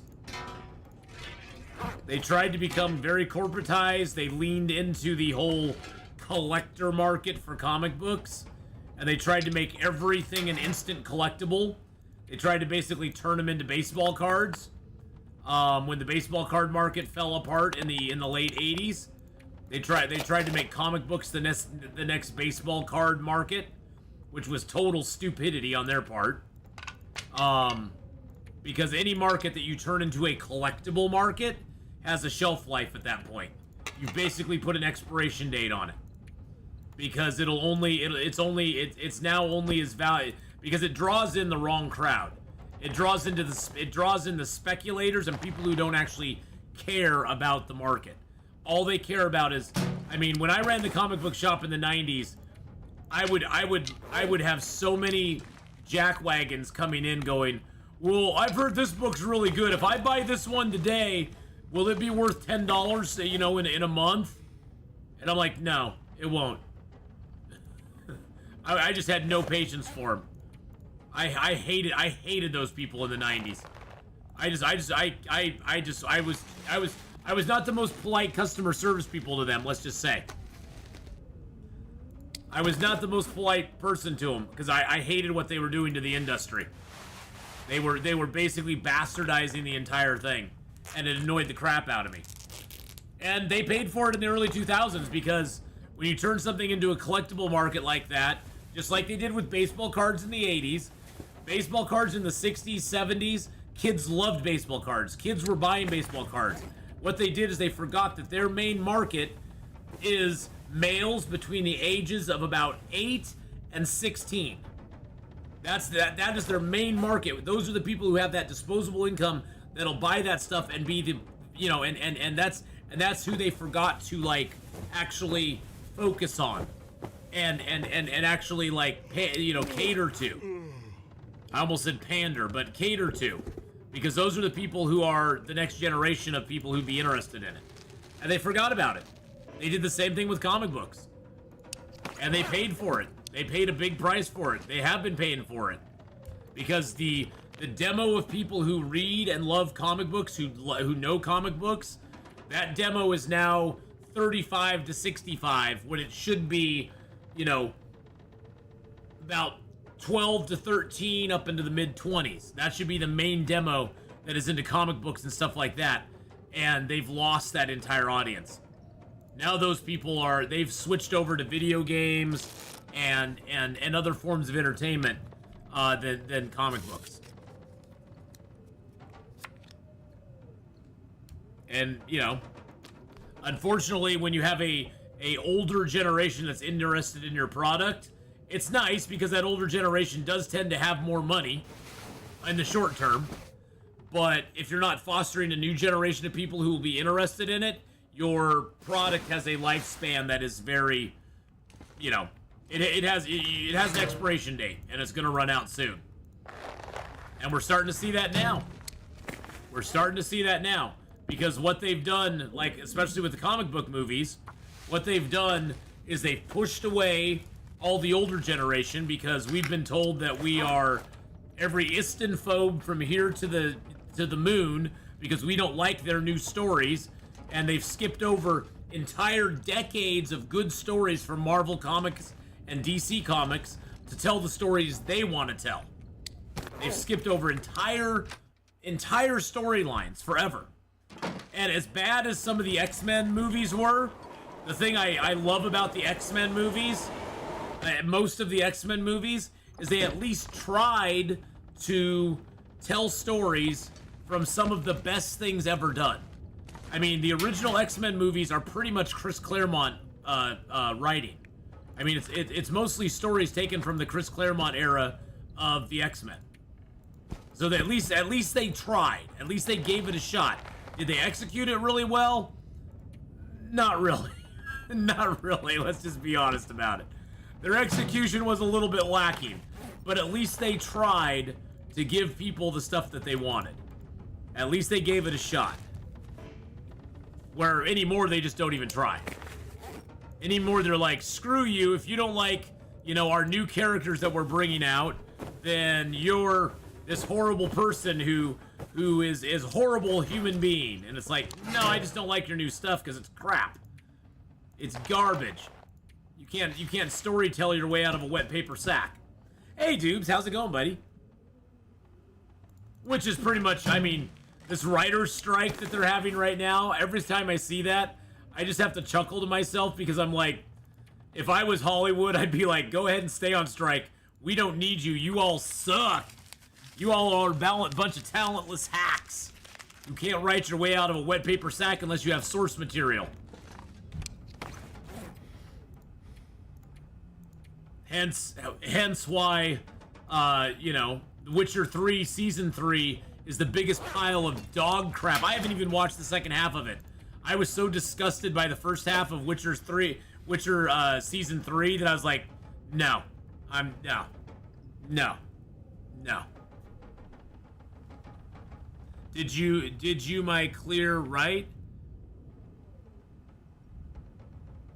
If you had the strength and so like Popeye, what your favorite hit punch would be the uppercut and so on.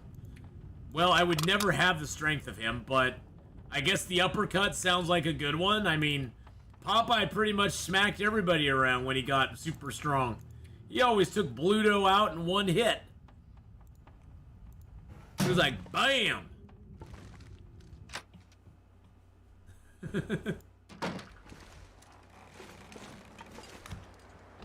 The nice thing is that, you know, it's all coming to fruition now.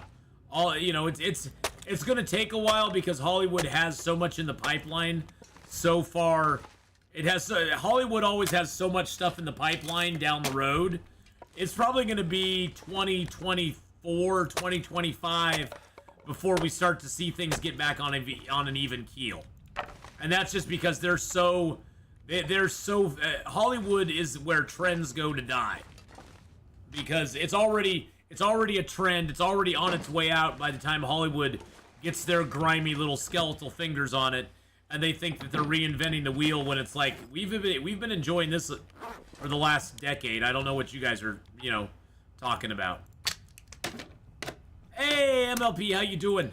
So yeah, Hollywood's got a very, you know, they've got a tough road to hoe ahead.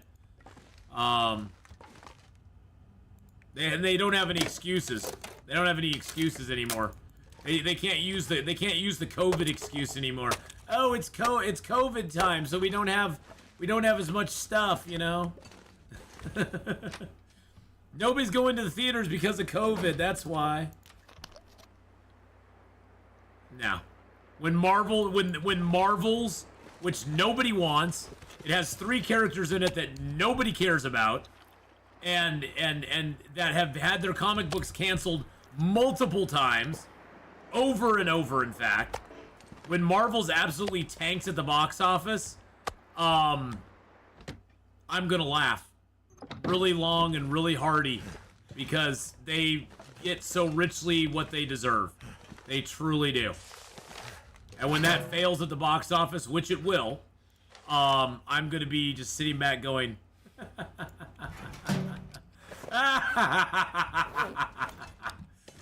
oh, what the hell? I'll laugh anyway.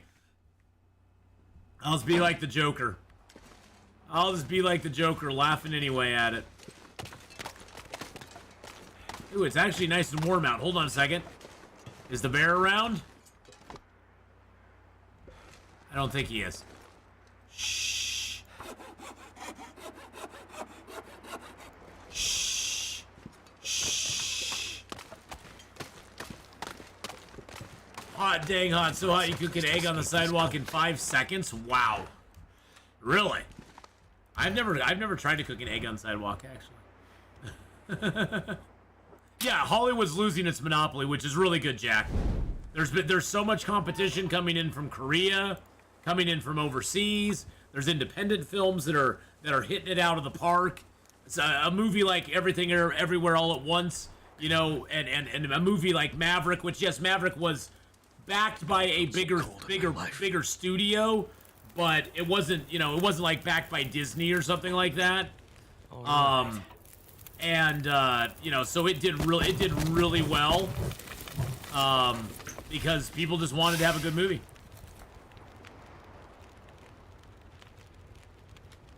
The Twister Punch. I don't even remember what the Twister Punch was. I don't even remember what that one was.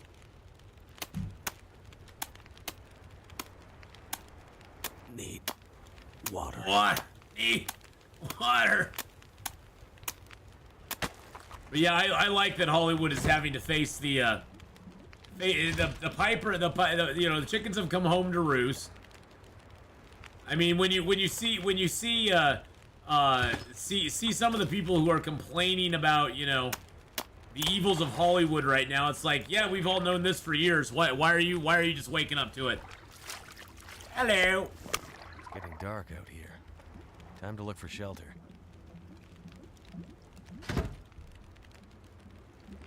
Oh, I see. I never watched Popeye Meets Sinbad, so that was a bit after me. That was out of my wheelhouse. I did not watch that one.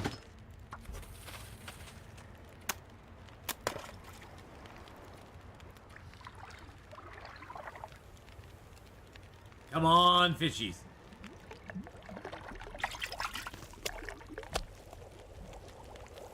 There we go. That gave us some water. I know I'm not gonna catch much fish doing it 2 hours at a time, but I just want to get the water. I just don't want to pass time with water. See, I'm catching some fish. I just didn't want to pass time doing water. And I need to make a bunch of water while we're out here. There we go. There we go. It's still on YouTube. Oh, nice. I'll have to go check that out. Although I barely have enough time to watch anything on YouTube these days. I'm an episode or two behind on Hadrian's new Civilization 6 series, so gotta get back into that. Boop-a-doo.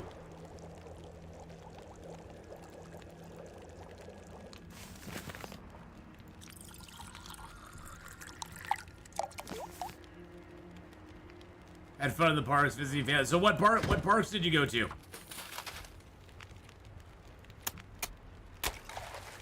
I loved when I was down in California. I loved Universal Studios. Going to Harry Potter area was really cool. Even for somebody like me who's not like the biggest Harry Potter fan, I was like, okay, this is pretty freaking awesome.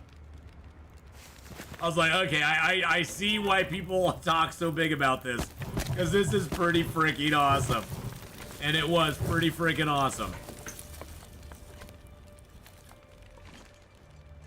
And believe me, I'm not like the biggest Harry Potter fan. I never have been. But it was pretty freaking awesome. I can appreciate it.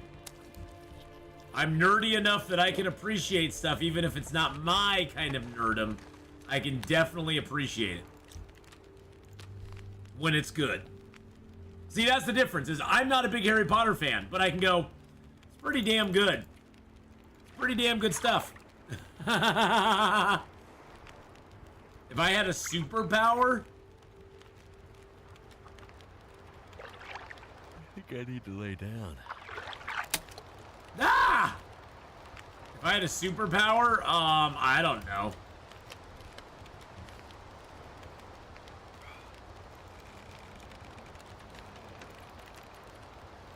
Does immortality count as a superpower? Because there are superheroes who's immortal, like, well, super villains like Vandal Savage that are immortal. Really, my fishing line snapped again. Wow. And not the Vandal Savage from the DC CW show, which I thought was a complete bastardization of what Vandal Savage was. But the Vandal Savage of the comic books, another night. like the nasty Vandal Savage. I'll take immortality. That's because Atheenon wants to live forever. This pack is getting Yes, more it is. heavy.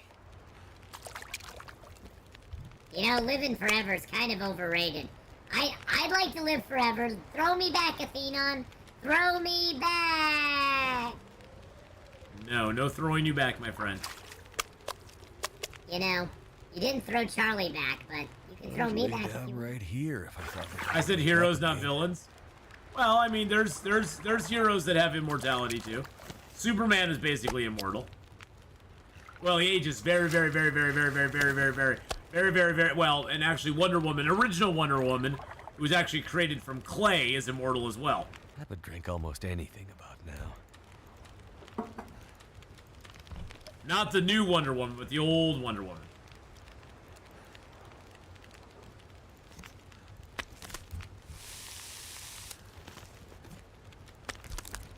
I mean, honestly, you know, if you want to go down the path of like, you know, powerful stuff, I'd say something like a Magneto or a, well, Magneto's a villain. Well, but Magneto's been a good guy. See, that's the thing.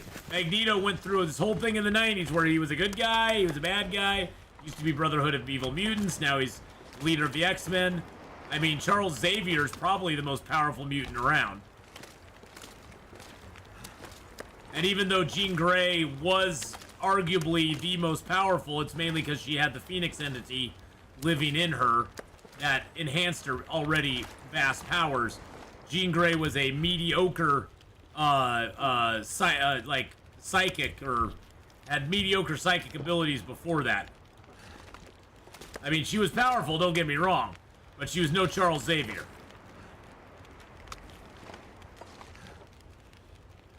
No Charles Xavier, so.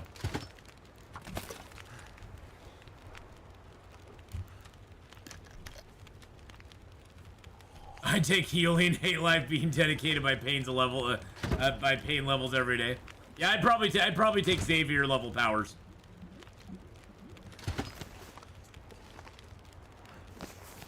I'd probably take the Xavier stuff. I can carry much more.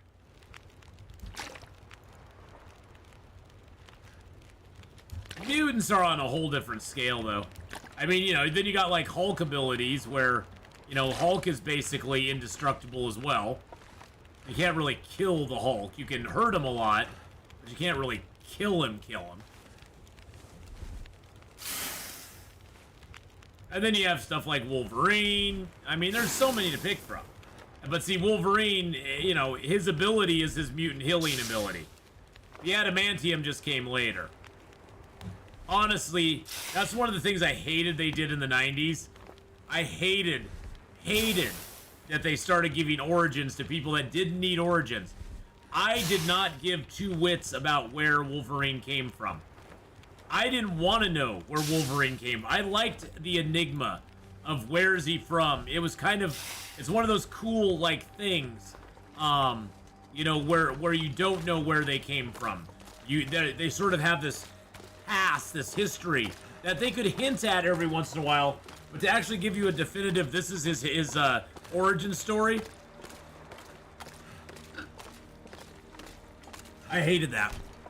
Okay, mine would be to change shapes from a rock to another living human being. Whoa.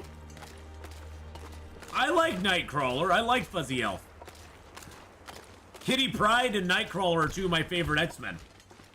They did an amazing 6-part miniseries back in the, what was it, late 80s, I guess? The Kitty Pryde Wolverine miniseries was amazing. Was absolutely amazing. Where Kitty Pryde, basically the synopsis of the story is Kitty Pryde gets kidnapped by a ninja organization, and they get trained. She gets trained by them as a ninja, and Wolverine goes to Japan to rescue her, which embroils him with a whole bunch of stuff from his past. So you get a little bit of history of Wolverine, and Wolverine and Kitty Pryde throw down.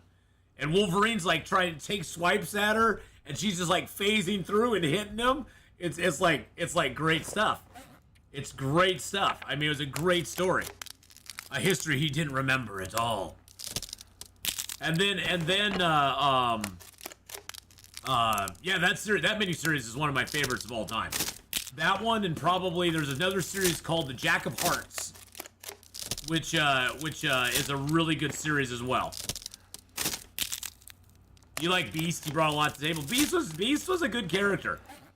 Beast was a good character. I mean, you look at the 80s X-Men though. The 80s X-Men are just, oh, so good.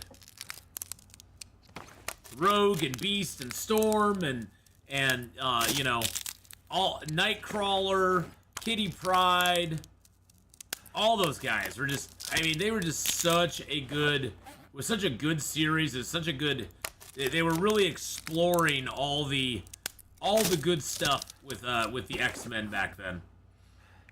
Some of the best writing ever. You ever want to read good X-Men, go back and read the Chris Claremont X-Men stuff, because it is the pinnacle of X-Men things. I like it even more than Jim Lee's stuff. I was mediocre on, to be honest. It wasn't bad, it just, to me, it wasn't that good. It wasn't as good. It was okay. It just, you know, it was okay. It was passable. But that of course was when they came out with the, you know, they came out with every X title. See, the biggest problem I had with the early 90s X-Men is up until that point, there was a continuity between all the different books. Things that happened in X-Men were happening in New Mutants and that sort of stuff. There was Uncanny X-Men and New Mutants. That was like the only two mutant books. And then in the early 90s, they came out with Uncanny. They had Uncanny still going. They came out with X-Men. They came out with the Wolverine, his own book. They came out with all these spin-off books, and nothing made sense anymore. The same month that you'd have an X-Men book where you know, Wolverine was close to death in it, you know, or he got beat up in it, he'd be in a completely different place in his own book. And it was like, there was just, the continuity just went out the window, and that was just so frustrating. So frustrating in that time. And then they went the opposite direction, and they made everything, it's funny because what I complained about then they went the opposite direction later, and they made everything interconnected, where you had to read every single one of their books just to understand the basics of the storyline and what was going on. So you had to read Wolverine to understand X-Men, to understand Uncanny X-Men. And if you missed... That's the bear. And if you missed any of them, you missed out on half the story.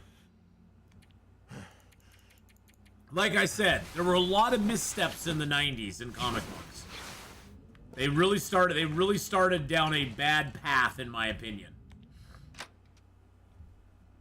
And they really haven't recovered. That was the bear.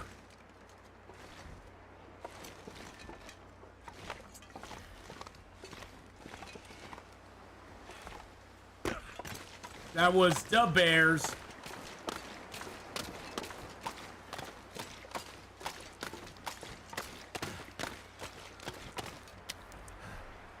All right, let's eat a few of our fish here.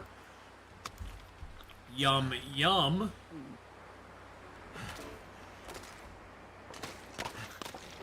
I have to go now, Atheenon, because I'm getting hungry. Thinking of call for pizza. Nice. Local place where I live in Sweden. I'll keep sending tips on 7 days. All right. Thank you again, Panzer, for I always, whenever I see you, Thomas, I always think of you as Panzer. That's the first thing I see in your name. Thank you so much for all the tips on 7 Days to Die. I really do appreciate it. Every single one. Thank you so much. I appreciate it so much, and I hope you have a great rest of your day. Go get some good pizza. Have some good pizza. Enjoy. We're gonna make a trip over to the garage right now. I'm gonna take, you know what? Actually, yeah, I'm gonna take those with me. Take those with me. Take some of those with me. Take that with me. Take that with me. Let's see, what else do we have here? I'll leave a couple of those here. Oh wow, I have like tons of fluid on me. I'm gonna take my sewing kits and that can with me.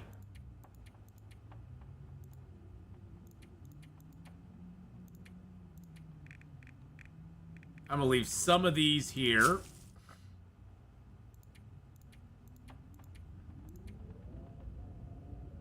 I think we're good now. I heard pizza. I made pizza in the kitchen of my hotel room. Nice! I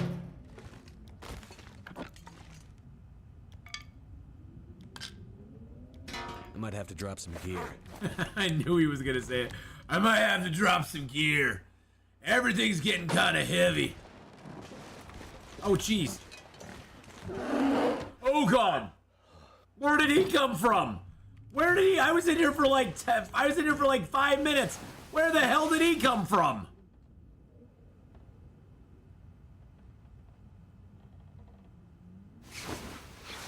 I stepped outside and there was a bear just waiting.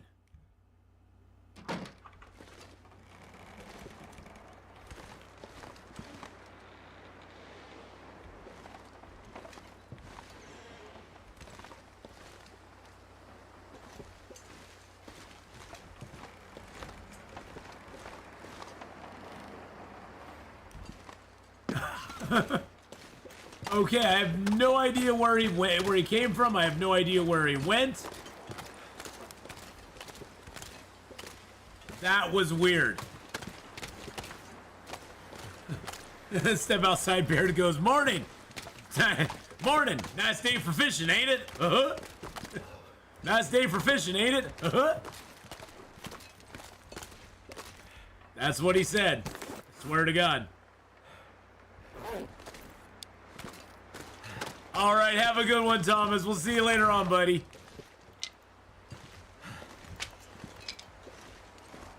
I like the Tiger Tank and World Tank, so I'm a Panzer Commander. Oh, there you go. Okay, gotcha. Gotcha.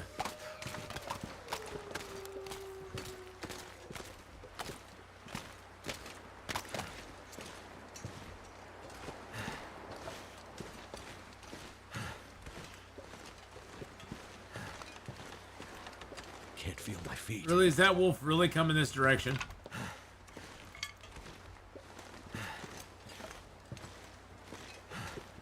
Just gotta be aware of him. Be wary of him.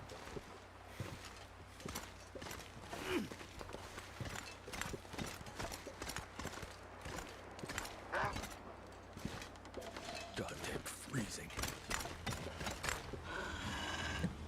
Really?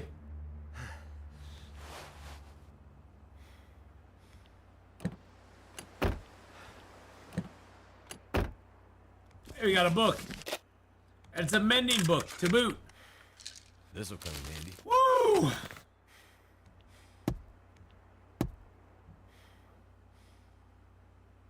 Where's the wolf? I almost feel like getting my torch out and just lighting it, just to be on the safe side.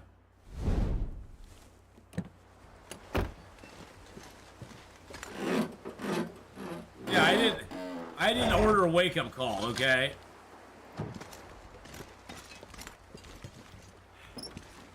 I neither ordered one, nor do I appreciate a wake-up call.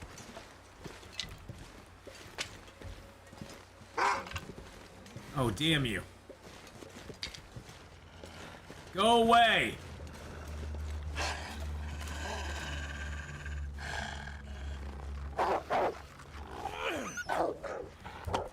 Get out of here.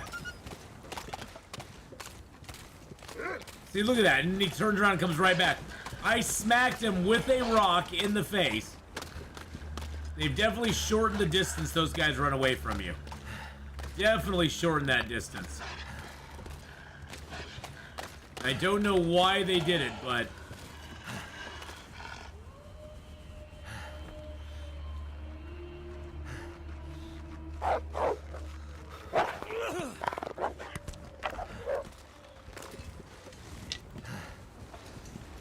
See, look at that.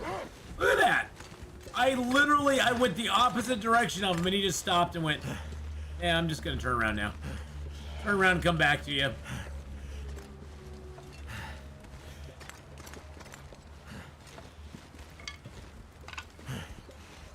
Wolves are sketchy as sketch now. Nope, I'm not smelly at all. I have nothing. I have not a thing on me that's smelly. Not a single solitary thing. Wolves are just broken. They broke wolves. They have literally broke wolves. Soon though, once I get a bow. Once I get a bow, the wolves will all be dead, so. See, now that time he's actually running away for a while.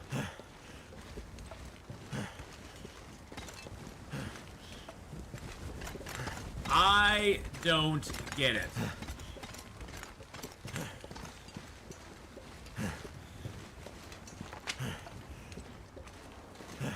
I do not understand.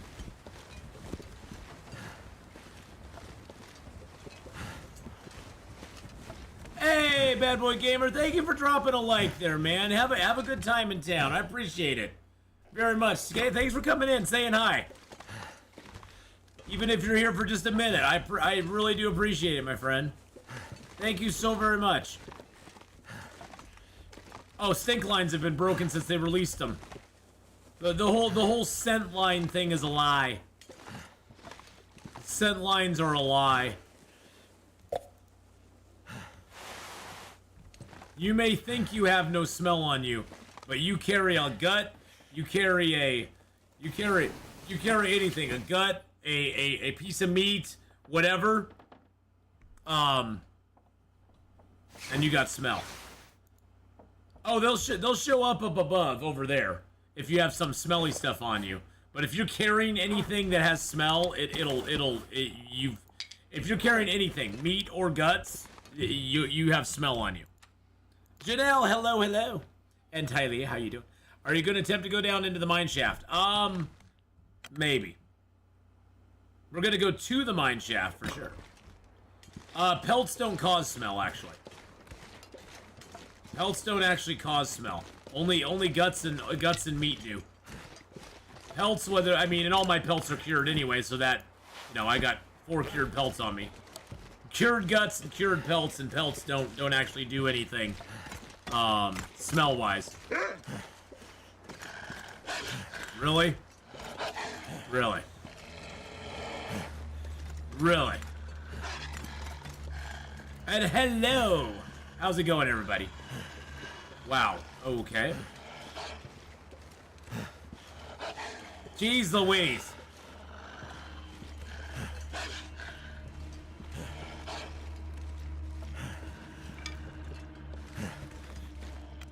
Urgh. On the afflictions page? I never knew that. I never have looked on the afflictions page for any smell stuff.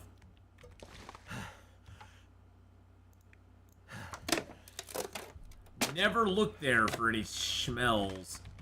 Actually, one thing I could do to lower my weight is harvest a heavy hammer.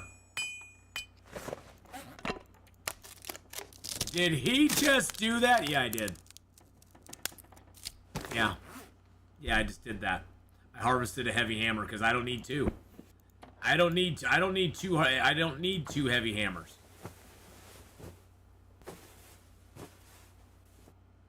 Are you talking about this screen here, the status screen? Is this the one you're talking about, Redacted? Okay. Yeah, I've never looked on that screen for any sort of stinky information.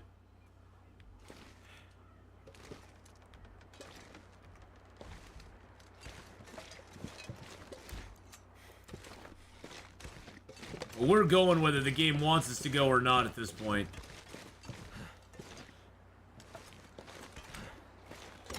I will have to check that out next time we got some. You know where I found mine in Coastal Highway? It was in one of the fishing huts out in the middle of the lake. Like one of the fishing huts I've never seen it in before.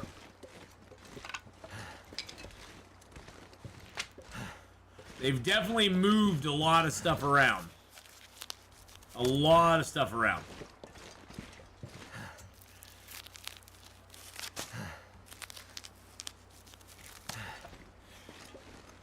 Oh, I'm gonna test it, Jack, because I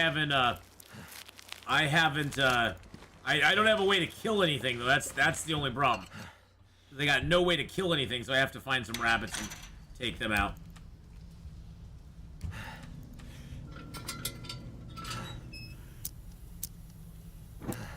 Hello. Hello. Hello. Let's see if we got anything inside here. Probably not. Let's just be honest. There's not gonna be a whole lot in here right now. We did get a piece of wood. How many days in Coastal so far? I'd say 12, maybe 13. Oh wow. 17 days. Holy crap. I didn't think we'd been in here 17 days already. Alright, well, 17 days. How time flies when you're fishing and having fun. I mean, we have done a lot of fishing and stuff, so that does pass the time a little swifter than usual.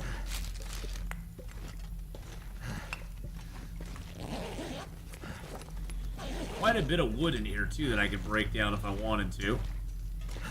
That's kind of a nice thing. What's my weight looking like? 47? Time of day is it?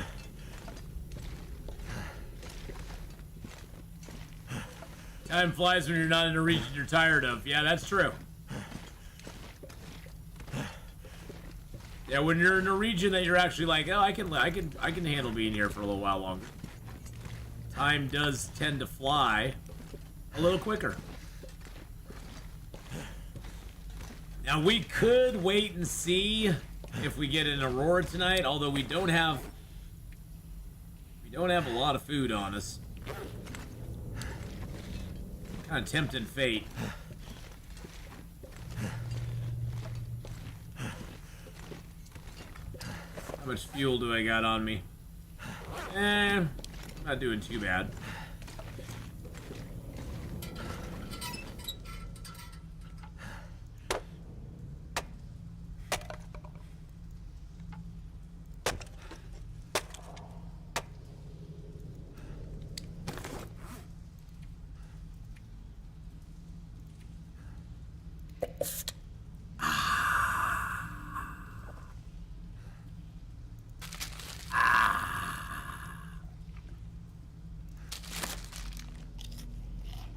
I wonder what Vanna would do. I can barely walk with this much gear. Vanna who? Vanna White? That's the first person I thought of when you said Vanna. I was like, Vanna White? What's Vanna White got to do with anything?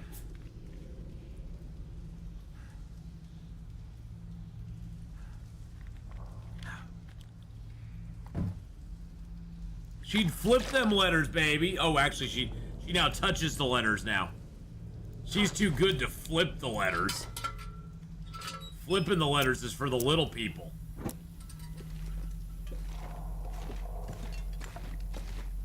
She'd turn over crates looking for letters, exactly.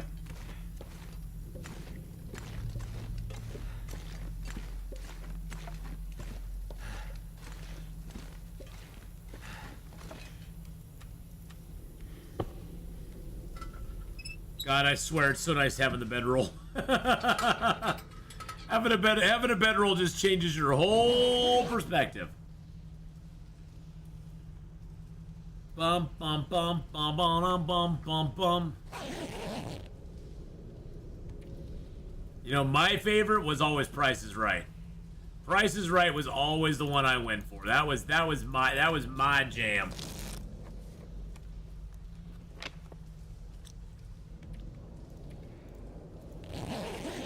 That sounds like a storm outside. That means we're probably not going to get an aurora tonight. Just saying.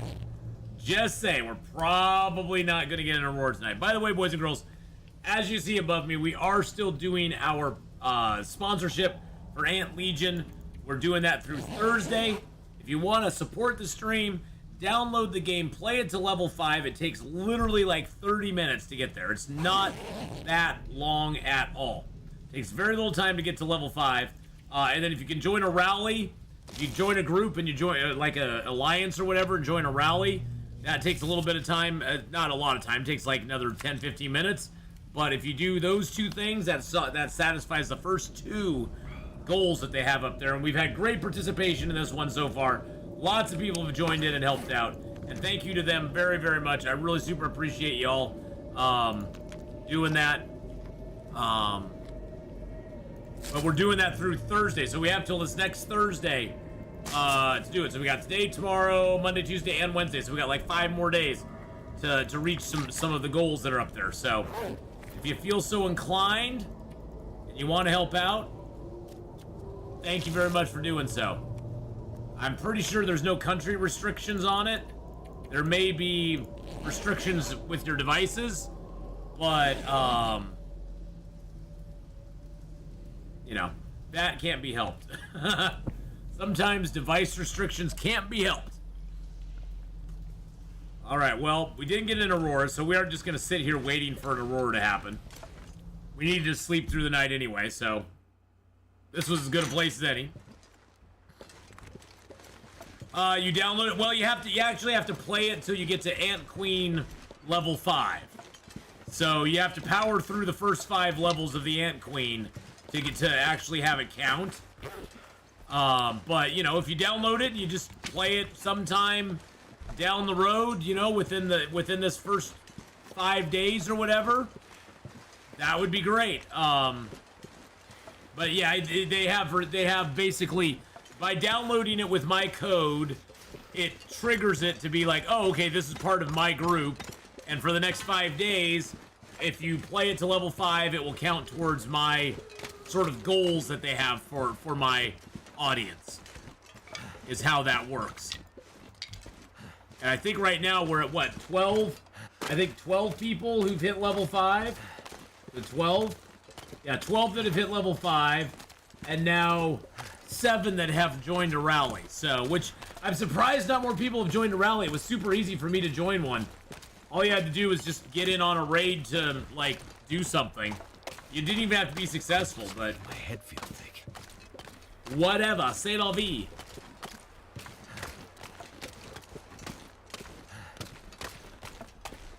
Alright, back to the garage we go. Hi-ho, hi-ho.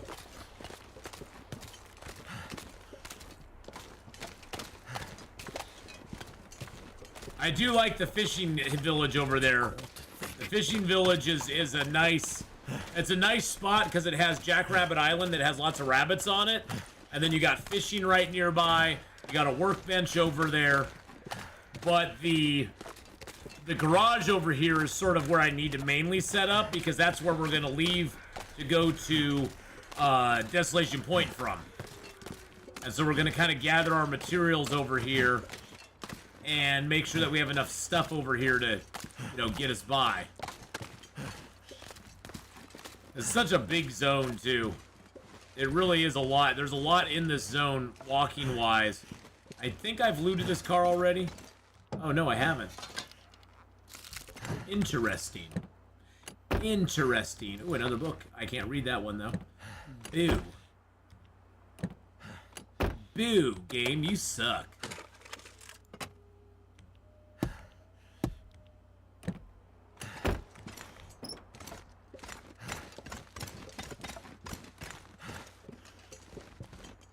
The Queen Bee, Regina. Whenever I hear boo... Whenever I hear somebody go, whenever I think of going, boo, I always think of Regina from Mean Girls.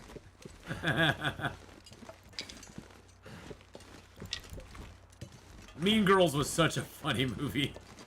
My daughter loved that movie. I watched a lot of that movie because my daughter loved that movie. Back when Lindsay Lohan hadn't lost her goddamn mind.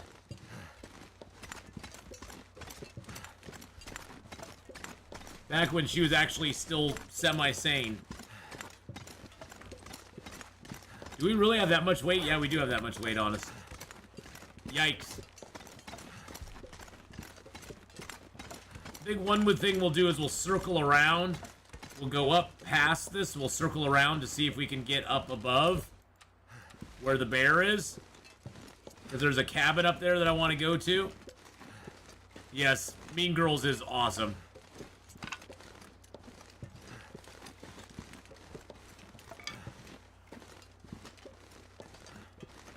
I love when they get on that three-way call, and Regina and what's her name, Gretchen Wiener and the other gal are all on that three-way call, and it's so good. Yeah, we're gonna drop some weight. We're gonna drop some weight when we get to the garage over here. Just gotta keep my eye out for wolves and a moose and a bear. I hear the bear. Even though there's no sign of it here, this is where the moose spawns, is right in this grove here. You just gotta kind of, whenever you come to the garage, just keep your eyes peeled. Because the moose could be here. I also enjoy three-way scenes in movies. Not those kind of movies, Redacted. Not those, down, boy, down. Not those kind of movies, sir.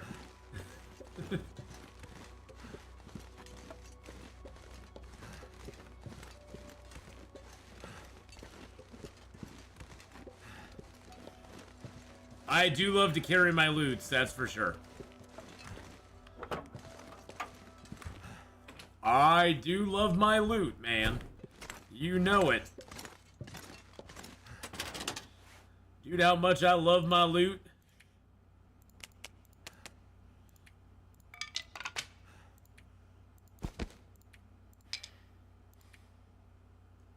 Wow. Oh, it's ridiculous how much stuff I have right now. Okay, yeah. And most of this I can't even take with me when I leave. So sad. So sad.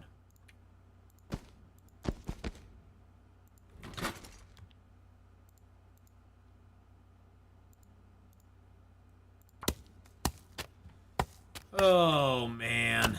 Man, oh, man, oh, man. And then I do want to make one of these into fishing line.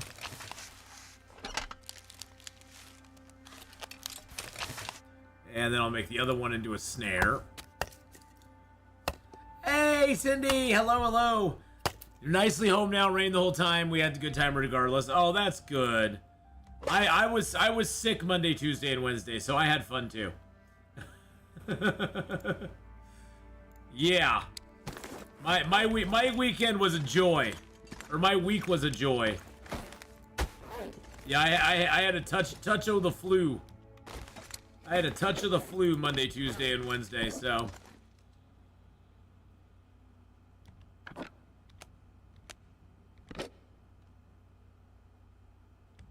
Was not good times. I'm feeling better now. It's just, it was a really miserable beginning to the week. Let's just put it that way. Wow, I don't have a lot of food here, do I? I do have an extra hat I can drop.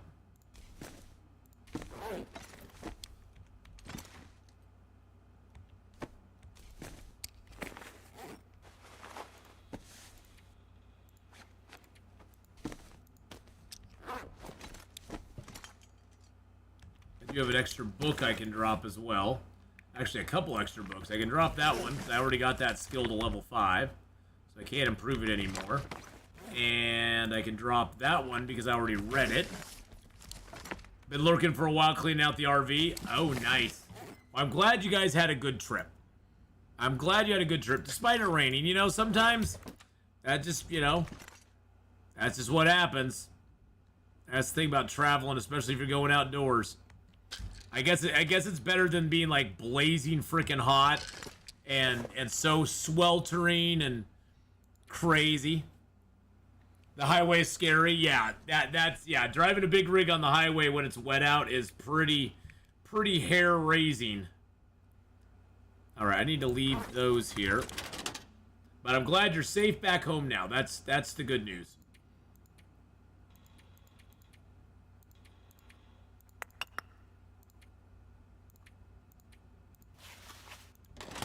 All right, let's drop the birch here. It's got more birch than we'll be able to take with us, but that's okay.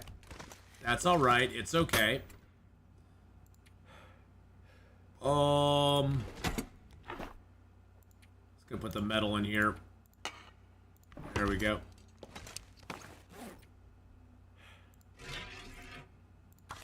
Let's repair our thing here real quick. There we go. Dropping the toolkit. I just don't need it with me. I don't need all the sewing kits or the oil on me. Maybe just one of the... No, actually, I don't need either of the oils because I have more at the fishing huts. Keep one sewing kit on me. I can make a few more fishing hooks that way.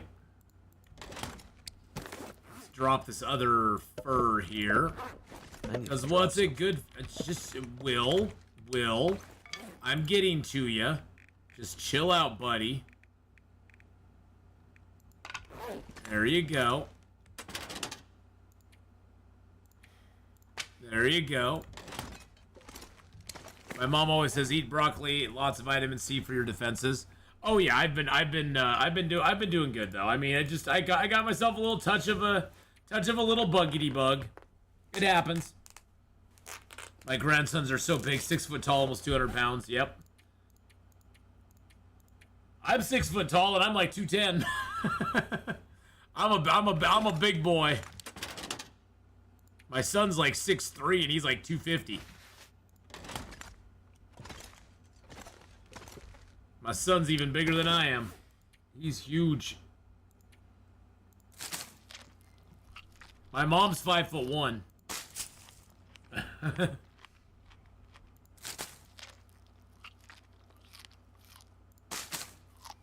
So we're gonna have a problem with food here. I can see that right now.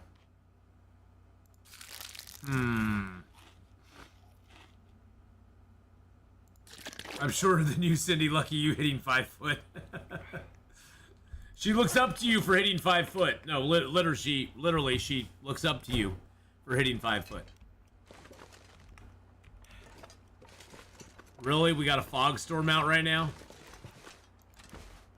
That's not good news. I don't like that.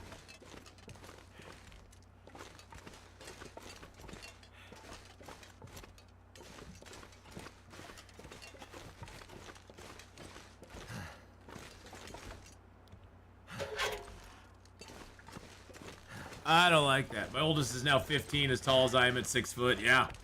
They grow up big. They grow up big and quick.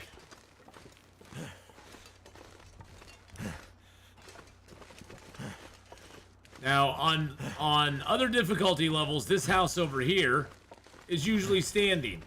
On Interloper, it's never standing. Which makes me extremely sad. And I'm gonna sneeze like crazy in 5, 4... Okay, I didn't even make it to 1. I felt that coming from a mile away, though. Woo!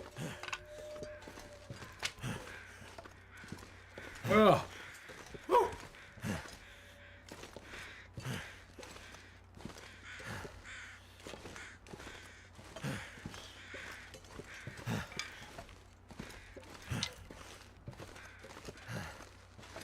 Oh, is there actually something up here? Really? What's up here? I don't think I've ever been... What? What is this? I have never... Hold the phone. Is this a plane? I have never ever been up here.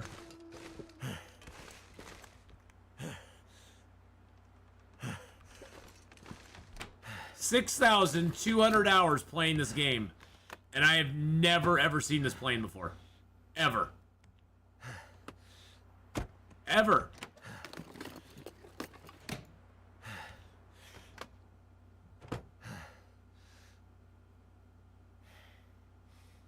I have no idea. I have no idea. I need to get out more, I guess. Jeez. Yeah, I had no idea this was even up here. I didn't even know that was up there. That is wild. Has that always been there? Or is that one of the new ones they put in when they added like the one to Hush River Valley? I don't know where that came from. It's just up the road from the it's up the road from the garage. Signal Void Edition? Yeah, it has to be. It has to be a Signal Void Edition.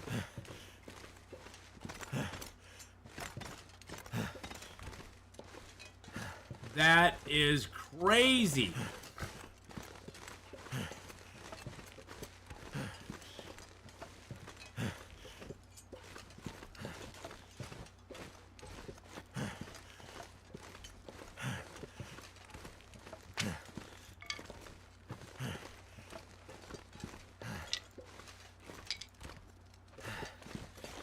This is the silent clearing. Shh.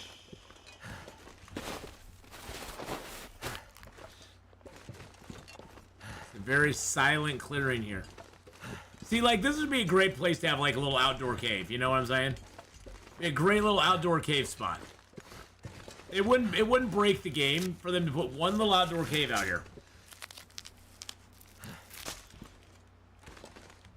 Just one. It's fine. Yeah, I've never seen that before. I have never ever seen that plane before. That is absolutely nuts. Absolutely nuts.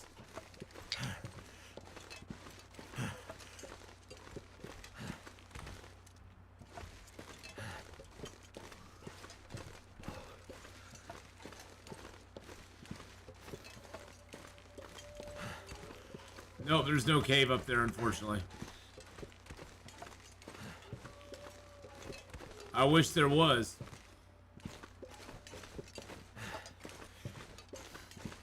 I wish there was. But they don't like me.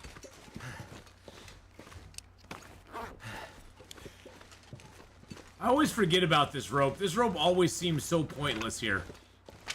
So this rope here, you can take up and it just goes up to the road. Basically, it makes it so you don't have to go down by the bear and then wind back around. It's a weird rope. It's one of those that doesn't seem to have that much of a purpose. You notice the acorns seem to be a little bit less now too. It's like you find usually a lot of them that have already been like dug up, and then like one, where it used to be like 2 or 3 around each tree. And now it's like 1.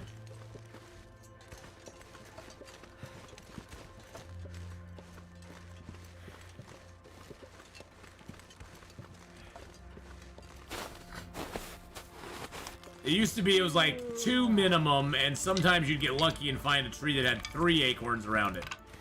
It's like they lowered the acorn spawn rate, I guess?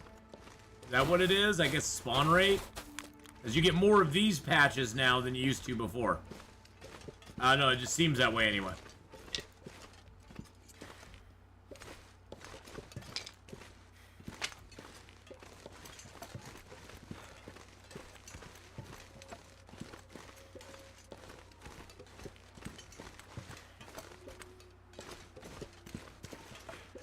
There's the bear's cave, by the way.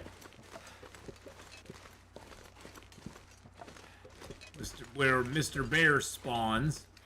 There's usually... Oh, yeah, they're right here. I was going to say, there's usually a few birch down here, too. But they're kind of hard to get to because you always have to fight the bear to get to them.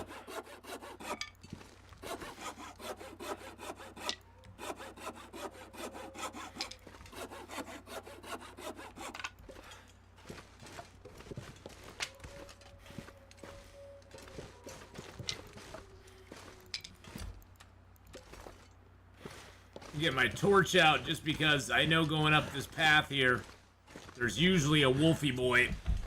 There's usually a wolfy boy waiting for me up here.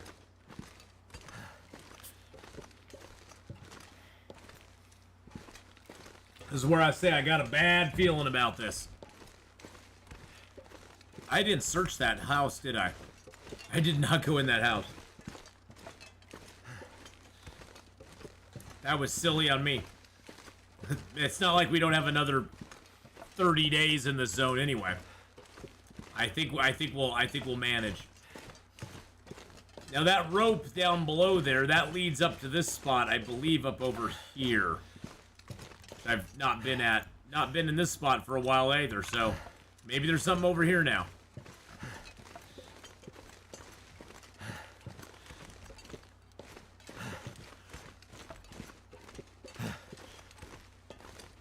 Nope, I see the rope down there. I gotta start going. I gotta start going out back country on some of these places now.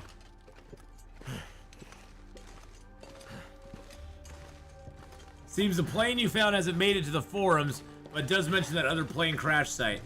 The tail section precludes this cockpit. Could have landed in Crystal Lake.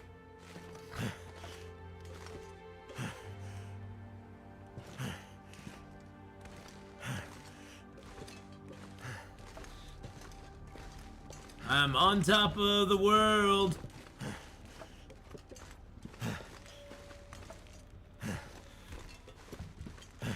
We are way up high now. We are actually up higher now than the lookout tower. Like, I've never been back here. I wonder how far up this you can go.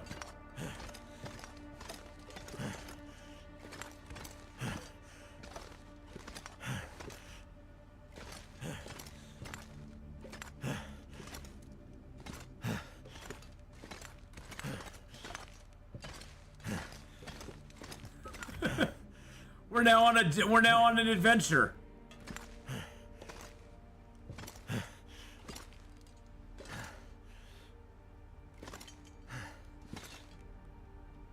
Welcome to Sprain City.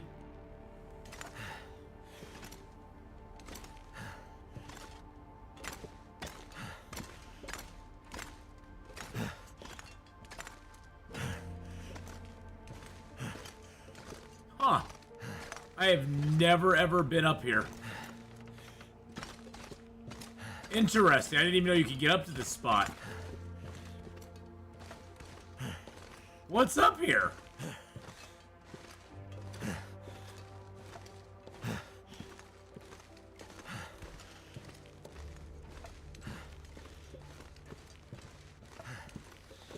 It'd be cool if there was actually something up here.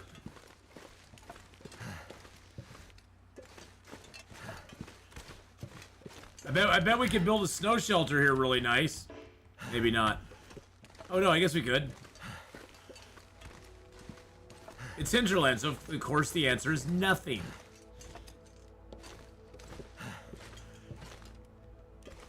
Okay, that seems to be a firm wall there. What in the heck was this place ever created for?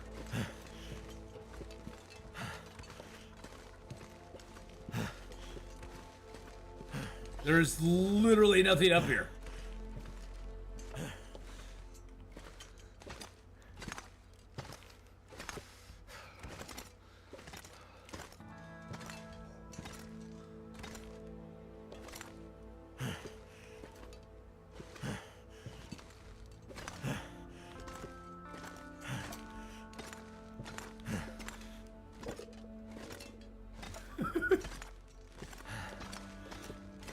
Echoes of invisible death walls are up here. That's what's up here.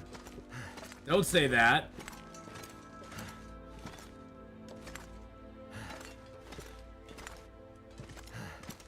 Like, what's right over that?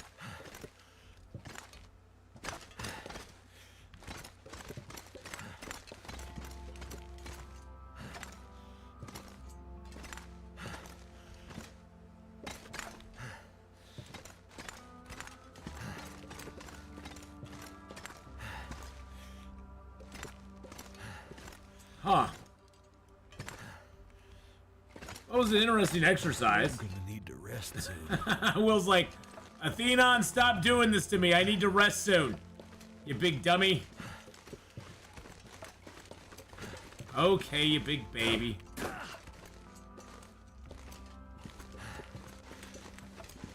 Wait a second. How do I get out of here? F around part of his adventure. The more you F around, the more you find out.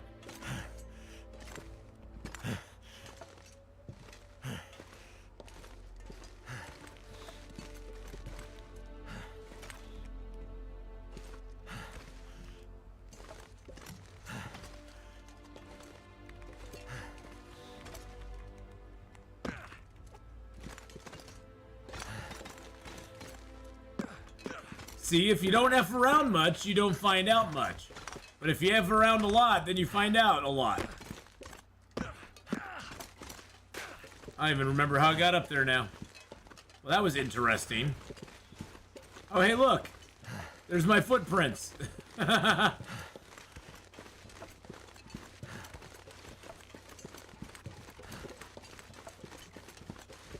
found a plane crash BK that I've never found before.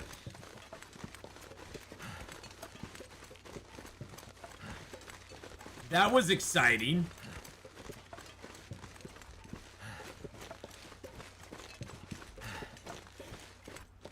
I did all of that while not getting cold. Yeah, I was way up high up there, too.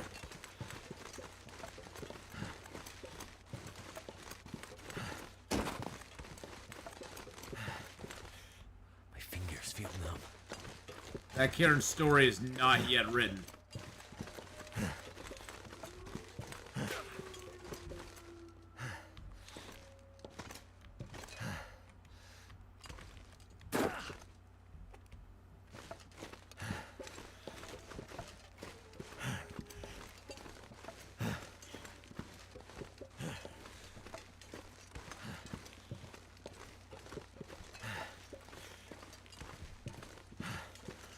That plane has been there for years. An athometer, an altimeter, an athetimeter. An athetimeter, that's what I needed, was an athetimeter. Indeed.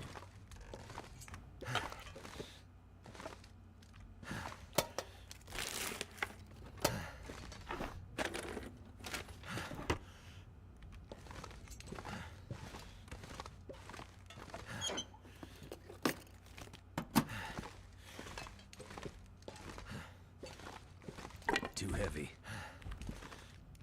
I can believe every word of that. I bet I can, BK. I bet I can. Yeah, there's the bear down there. So we're gonna go up here and go down to the rabbit grove, put a couple traps out, see if we can trap a rabbit or two. What's our food sitch look like? I got my boxes of crackers still. I don't want to delve into them, but I'm gonna have to probably. Probably gonna have to. So high up, Hinterland forgot to include the free spraying. Exactly. They did. You would never troll, BK. You would never, ever, ever, ever troll. Ever. Take that to the bank.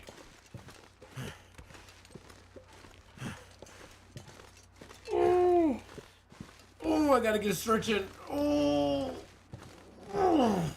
that felt good. That felt good right there. Woo!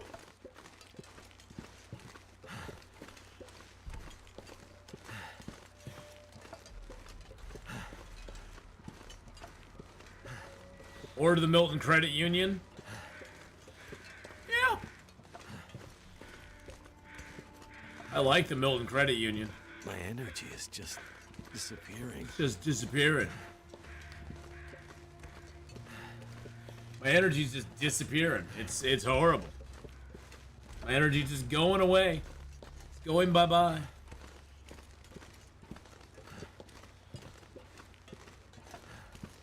Can't feel my hands. Well, if you put gloves on your character, maybe you could.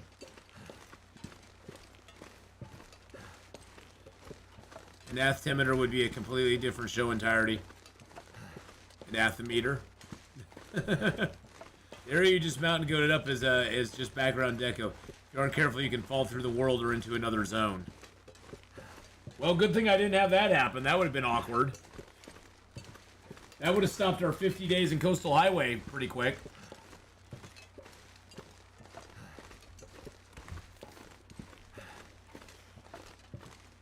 There's a cairn over here.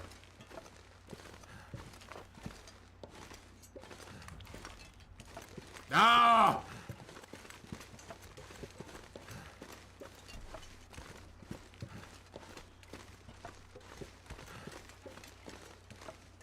Damn you, Cairn. Wherever you go, you can't get away from the Cairns. Or the Cairns. Or the Cairns.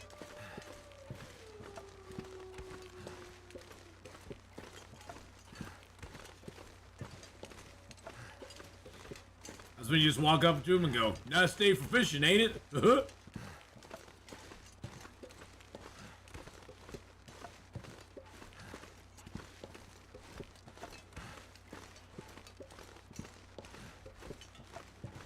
Oh, there's a rabbit right there. I could eat a horse. I know, buddy, but all we have is rabbit.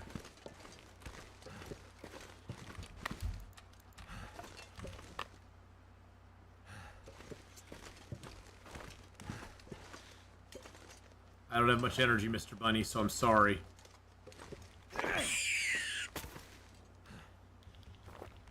I'm sorry! Wonder if I can drop any of this gear. I feel really bad about it, but I'm sorry. Hey, there are no wolfies. Shh.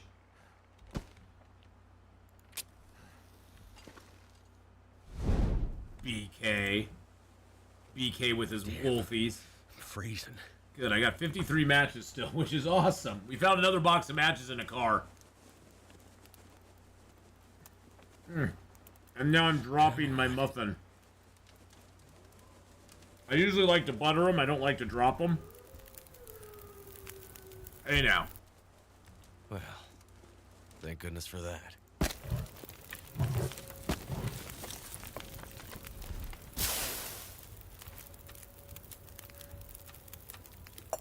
Let's get a little water going. Harvest up his meats. Oh, the Ant Colony is just a sponsored it's just a sponsored game that we're doing this week. I haven't had any good sponsorships come up for a while, and that was the best one that came up. So I was like, cool, it's something different that I've never done before, and the goals in it were super easy. To get to level 5 Queen, it only takes like 30 minutes. It takes like 30 minutes to get to level 5, and then it takes another 10 or 15 to join a group and get in a rally, and then you're done. So it's a fast, easy mobile game. Doesn't take up a lot of time. And it was kind of cool, so might give me a clue how to get rid of sugar. I'm sorry, it won't give you that. I'm gonna tell you right now, it probably will not tell you how to get rid of sugar ants. I hate leaving that much fire going, but what can you do? Kind of heavy. You know what we need to do, though? It does have a lot of info on ants, that's for sure. Whoever made it definitely made it as a game, but they also give you a lot of information on ants themselves. Doesn't really give you much information on sugar ants, but it does have a lot of information on ants in and of themselves, so.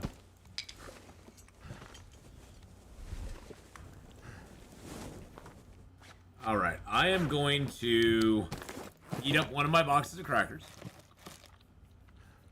I don't want to, but we need some food to sleep. And we've had those crackers on us for a long period of time, so I'm willing to sacrifice them.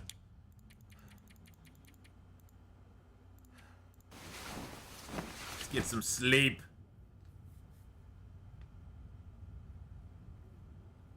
That's it. When you join a nest, which is like basically like an alliance or a group of other players, you can start a rally to go and fight a nest, a higher level, you know, sort of like a raid. You basically form a raid to go raid a higher level group, not a person, but a higher level NPC, you know, thing, and all you have to do is join the rally, and boom, you're set to go.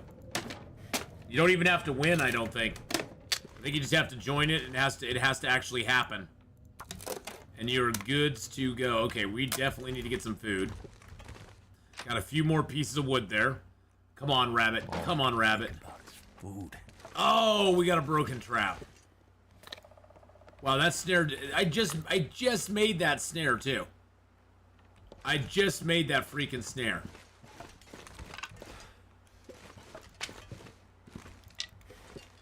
That's so annoying. I just made that, and now it's already broken.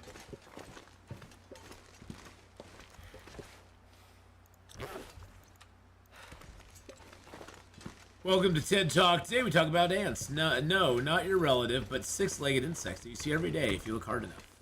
They are all around us. Hey, Christine, how's it going? Hi, Atheenon. I hope all is well. Been away all week. Looks like been a bit of progress. Last I was there, 16 days in Timberwolf. Where now? We're in Coastal Hightway. We're on day 168, so we've been here for 18 days now in Coastal Hightway. We've got a nice base set up at the at the garage, which is where we'll leave, you know, to go to Desolation Point from. And we're making our way back right now to the fishing huts and Jackrabbit Island, which is sort of where we have our, I'd say, our main base of operations. Yeah, we're going to DP next. Yep. Yeah, I decided, Tony, to cut this entire section of the map, you know, off. I decided to do this entire side of the map first, and then go, and then after Desolation Point, I'm thinking of actually going back up and hitting Black Rock, and then dropping right into Mystery Lake from there. Because we'll have a forge run done, we'll have bows and arrows. You know, we'll have bows, we'll have arrows, we'll be able to make our knife and hatchet. I got lots of whetstones already stockpiled. I'm gonna need to eat some. So I'll be able to defend myself against the wolves. The timber wolves, anyway. And that would get one of the hardest zones out of the way as well.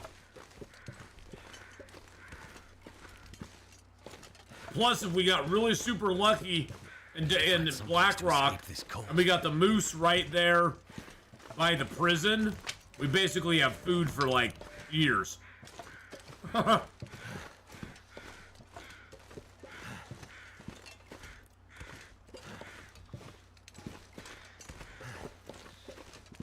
So there's something to be said for it.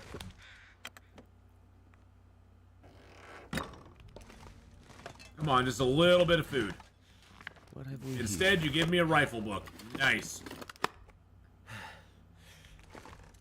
What do we have here? Something that can waste 25 hours of my time in a cave, which is good.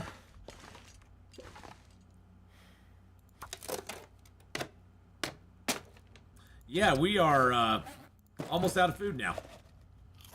That's fabulous. I say we drink that, we eat that. We drink one of these. Now I can make some teas. I don't think I have any big teas on me right now. No, I don't.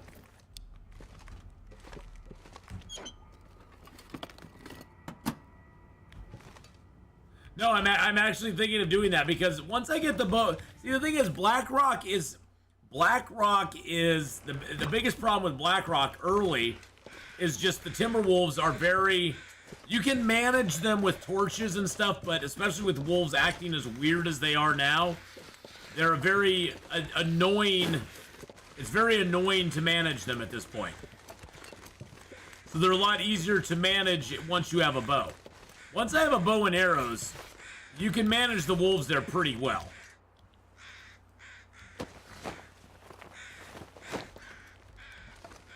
Pre-bow and arrows, the Timberwolves are just a ginormous pain in the ass that you gotta take care of. They're just a ginormous pain in the butt.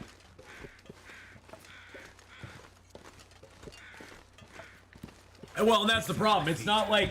See, in Bleak Inlet, I can kind of... Bleak Inlet has areas where you can actually go that sometimes you'll interact with them, sometimes you won't. But in Black Rock, there's multiple places you cannot go. You know if you go there, you're going to be interacting with the Timberwolves. There's no getting around interacting with them in Black Rock, period. It's just going to happen. Wait. I'm so cold. I'm warming up again. You are, huh? Hey, Salty! How's it going, bud? So yeah, the Black Walk wolves are very mean. I don't like them at all. They annoy the heck out of me. They're very quappy. I went into the mine, but I haven't had an Aurora yet, so... I did go into the mine, just didn't have an Aurora to go into the mine. You know what I'm saying? Well, and I saw in my one Black Rock spawn I had how broken the morale thing is. I've actually already got all the cattails, so. You've been in the car for 2 days traveling back from vacation. Oh wow. Oh wow. Well, did you have a good vacay at least? I hope you had a good vacation at least.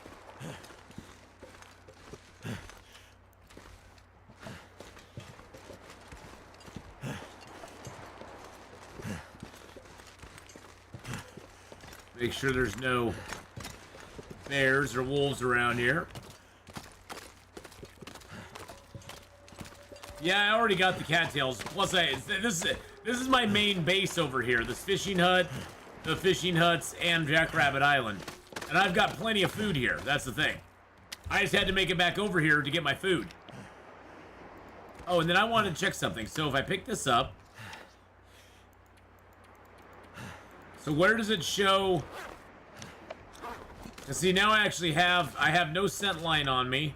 It's starting to weigh me down. Now I have a scent line on me. Where does it show it here?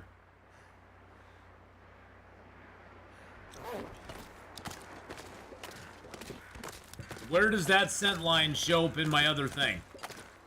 Who was saying that earlier? The morale go down more quickly the more you kill. Well, I know that above my head, but somebody was saying it appears in this screen here, but I don't see it. Oh, I know it appears up over there.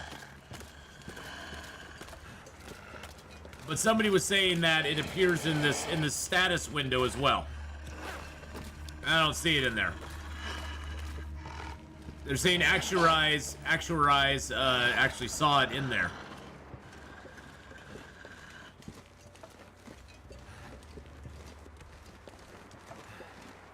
Oh, it's above the head in that screen too? Oh, it does have it there, yeah. But the thing is, see, check this out. See, it doesn't have it there. See, but I have scent on me. Even though there's nothing there, I picked up 2 fish. I guarantee you, I go outside, and the wolf will instantly be on to me. That's why I always say, it doesn't matter. If it doesn't matter, scent is broken. Whether you have scent on you or not. See, if I pick up the third one. Starting to slow me down. Oh, now I have a third one. Oh, now I have scent. No, you have scent if you're carrying one on you, period. Period. If you're carrying a fish on you, you've got scent. Really bad scent. You smell really bad. I'm not gonna judge you or nothing, but you do smell pretty bad. You're a smelly boy. Exactly.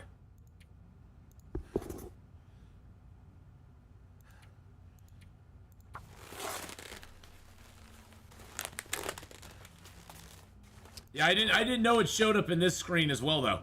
I mean, I always just look at it in... I just hit tab and look at it in this screen.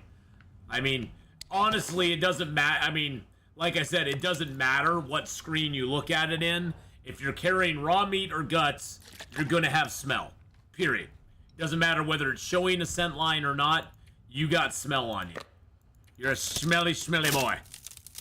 You have a good vacation. Was in Florida for a few days and a cruise with the family. Ooh, where was the cruise to, Salty?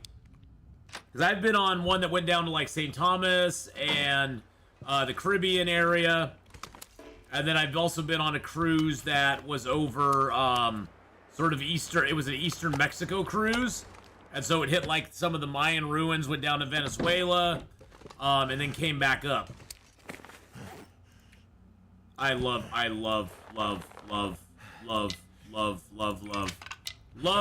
cruises. Cruises are very, very fun.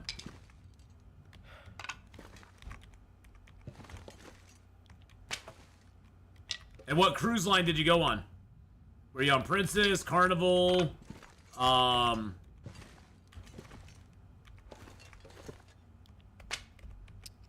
I usually just go Carnival because it's cheap. I just go cheap because I just don't care. I mean, Princess cruises are nice. Nassau, Coco Cay. A couple years ago, went to Jamaica, Haiti on a cruise. Both run Independence. Seas Royal Caribbean. Yeah, Royal Caribbean's nice. Royal Caribbean. See, for me, it's like I always looked at cruises in a way like it's like Royal Caribbean's kind of that mid. I mean, maybe they're different now, but back when I was doing a lot of cruises, and believe me, in the 90s I did a lot of cruises, Princess Cruise was like the luxury cruise line, and Carnival Cruise was like the inexpensive kind of cheap cruise line that was sort of the party boats. They were a lot, you know, and then Royal Caribbean was like right there in the middle. Royal Caribbean was kind of like it wasn't really party boats, but it wasn't really it was a nice mid-range cruise line. Was the Royal Caribbeans, and I liked them. They're both good. I mean, Royal Caribbean, I had some good times on those.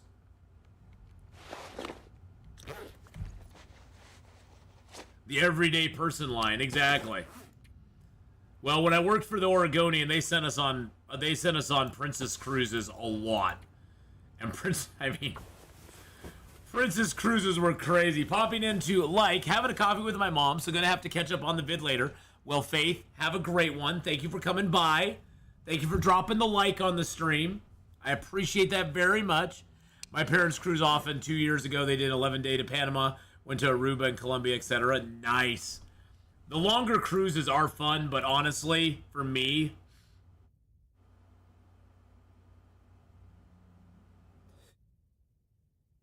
five to 7 days is almost too long for me. I'm ready to come home. I'm ready to come home after that. I'm a big homebody though, so for me it's like I like it, but I don't like sleeping on a bed that's not my own. I never sleep fully. I never get fully rested, I guess. And so I'm always like 3 to 5 days in, I'm kind of like, okay, I'm kind of ready to go home now. I've read my books that I brought on board to read, because I always take books to read. I like to just sit up on deck and do nothing, because I'm usually so busy doing stuff. I just like to sit up on deck and not have any responsibilities, and just do absolutely nothing. And, I can only do that, though, for so long before I'm like, okay, it's time to get back to real life now. It's time to get back to real life and reality. Alright, let's put those in there. I do have some cattails in here, so I probably need to carry those on me.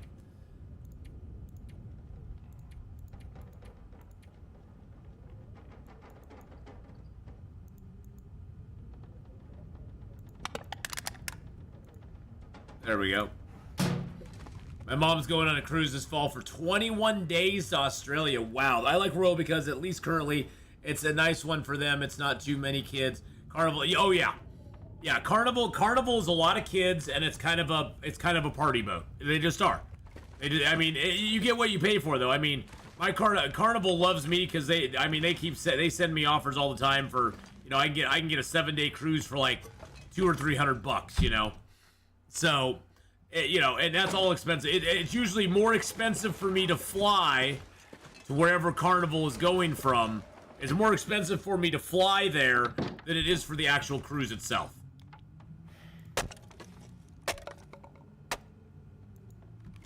So the cruises themselves are pretty damn affordable. It's usually the air flight that costs me an arm and a leg.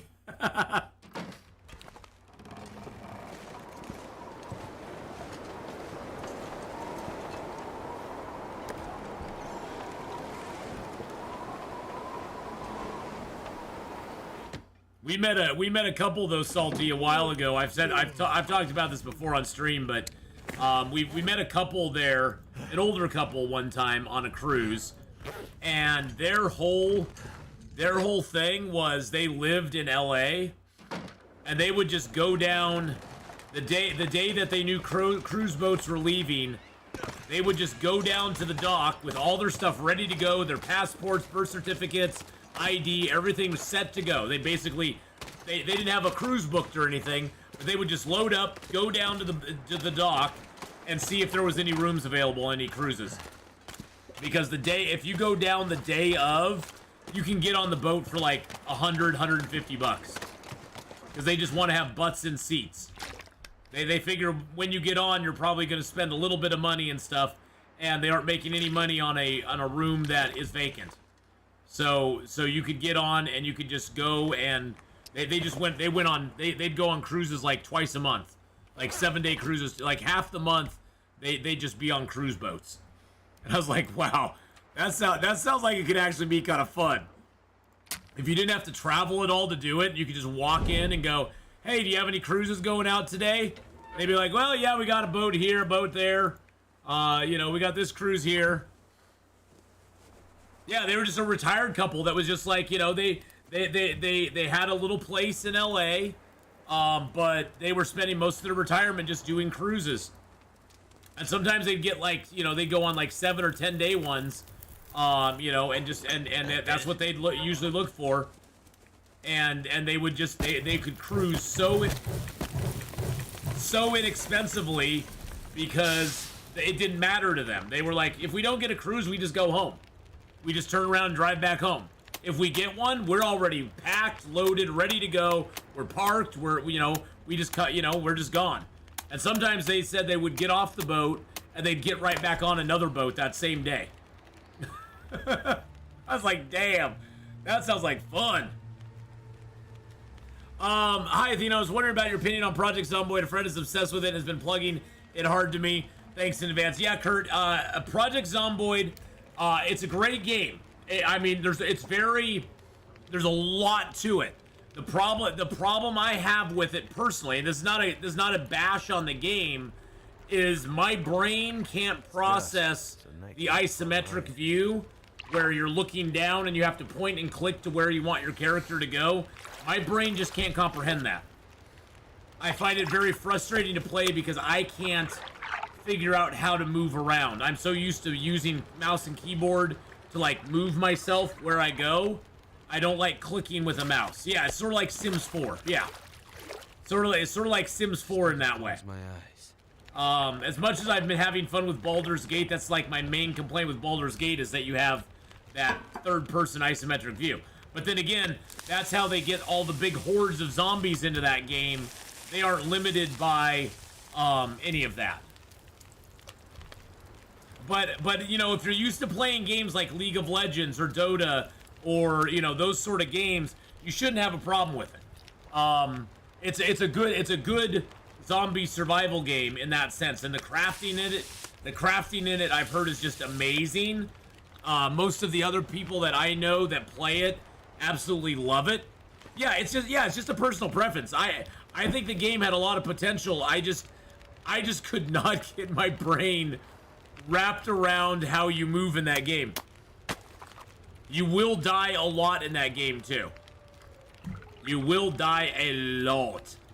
But yeah, the game itself's great. I'd say go for it. It just wasn't for me. It just like Don't Starve. In a lot of ways it reminds me of Don't Starve, where how you have to move around and stuff and Don't Starve. And that's just not my. I don't really like that that much. So.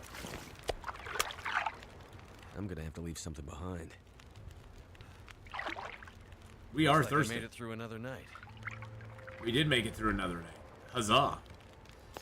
I don't know if it's a better survival game. It's just different. I mean, it's just different on a bunch of levels. So I still think Long Dark's the best survival game out there. Feeling so drained. I think there's a lot of games that are good that are out there as well. But I still think Long Dark's the best survival game out there. Even with some of their flaws. Even with some of its flaws, I still think it's better than most of the survival games out there. Wow.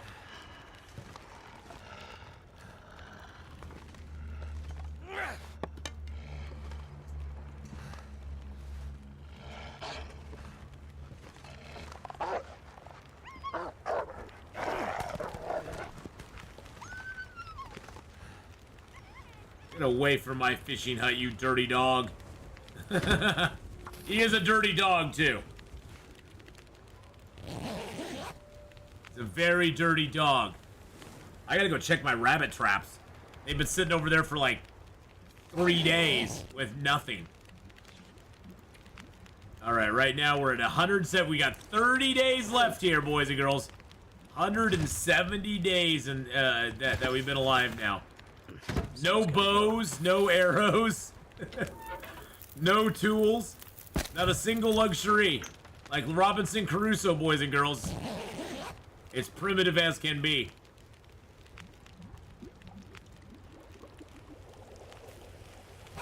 That's what it's been.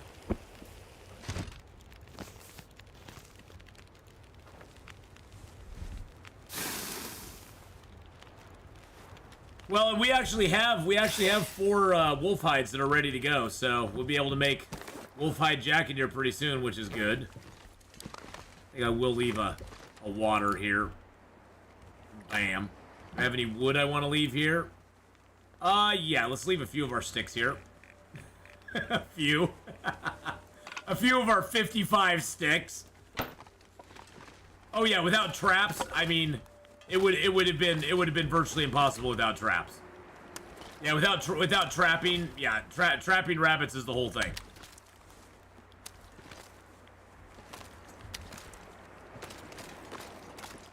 Oh yeah, I mean, so far this game alone, we've now trapped 368 rabbits in 170 days. 368 trapped rabbits. Any, you know, Salty, I had to take my feeders down. The apartment managers came by and they were like, yeah, you can't have feeders up because it attracts too many rodents. All the seed that's getting knocked down below, they were having problems with rodents and stuff. So, what can you do? I still have my hummingbird feeder up, and that one attracts some hummingbirds, but yeah, I had to take all my feeders down. Yeah, we have over 400 rabbits that we've killed this game so far. It's a lot of rabbits.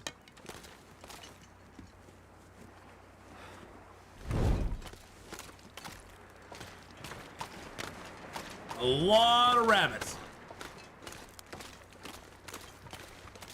Well, it especially helps if you take the rabbit badge.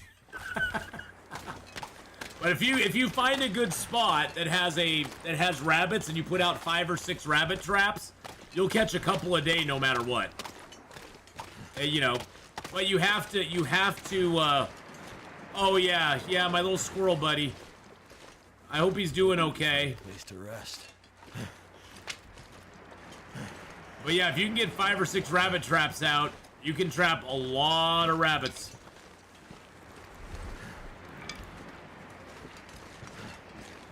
As soon as I get my bow... Oh, wow, so there's no rabbits in any of these traps, huh? I was gone too long. All of these were sprung. I need to drop something. Except for that broken one.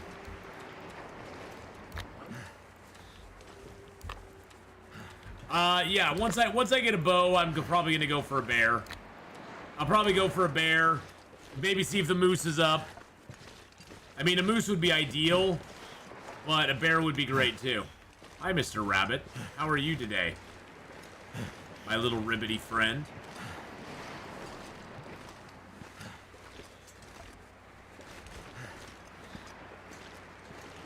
We also had a deer, a wolf chased a deer, a wolf got chased into a deer over here too. That helped out a little bit as well.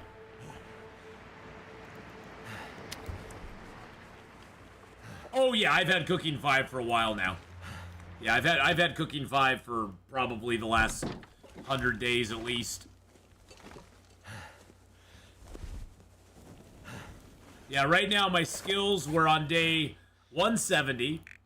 We've so far survived our 50 days in Ash Canyon, 50 in Timberwolf, 50 in Pleasant Valley. We're at 20 days in Coastal. We've got 140 successful repairs. We've had 151 close encounters with wolves and 2 struggles. We had a wolf that we distracted with a decoy. We've killed 408 rabbits, 368 of those being snares. And the sprains have, you notice, I think they fixed something. I think they did a behind-the-scenes fix on sprains. Because we went from having... We had this many sprains like 100 days ago almost. Since they did something behind the scenes, I have a feeling. Because we have not got many sprains lately at all. And we've survived 126 blizzards. We have carcass harvesting and cooking at 5. Fire starting is almost at 5. Yeah, and 0 flare gun shells. 0. Not a 1. See, my theory with flare gun shells, Zappo, is that they're appearing inside containers. And the problem with flare gun shells is once they get to 0%, they disappear. If they're inside like a cabinet. We got ice fishing to 3, rifle firearm to 2, archery to 2, mending almost to 4, revolver firearm at 2, and gunsmithing is into 1. Because we've been reading stuff. And we got more books to read now, too.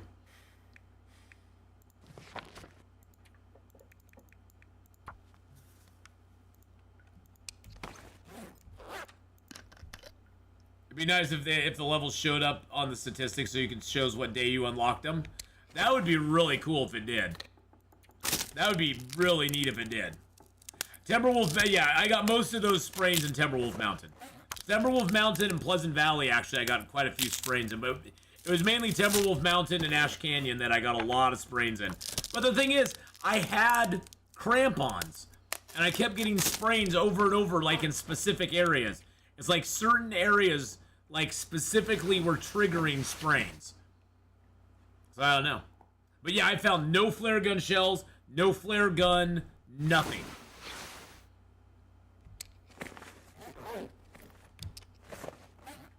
Yeah, it should be Sprain Mountain. Just read it as long as it lets me. Something's making me feel really tired. It is making me feel really tired. Something's making me feel really tired.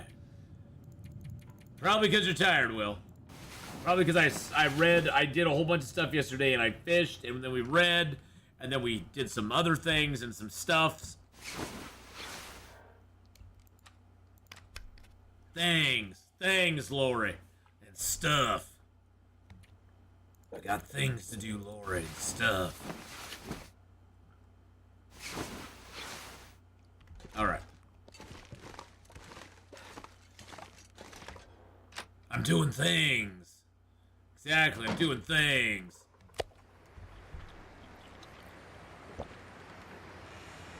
Yeah, no flare gun really bummed me out. It kind of sucks that we just don't get the flare gun that easily anymore. I mean, it wasn't like the flare gun like was a game changer. It's just it was nice to get the flare gun because it gave you a illusion of protection. It honestly did not give you a lot of protection. It was sort of one of those where you kind of hold on to it for an OS moment where you're like, oh crap! I really need a bad. Wow, look at the sunrise there.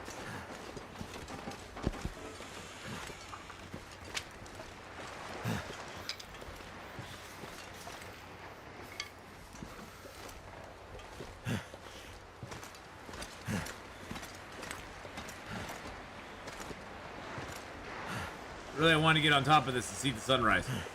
You won't even give me. You won't even let me do that, huh? Come on, game. You know you want to. You know you want to, game. You know it. You know it. There we go.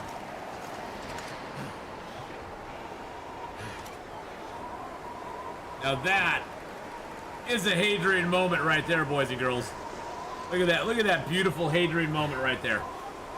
That is absolutely gorgeous. It's making my head feel thick. Got the tide rolling in. Look at the tide. Look at the tide coming in and washing back out again.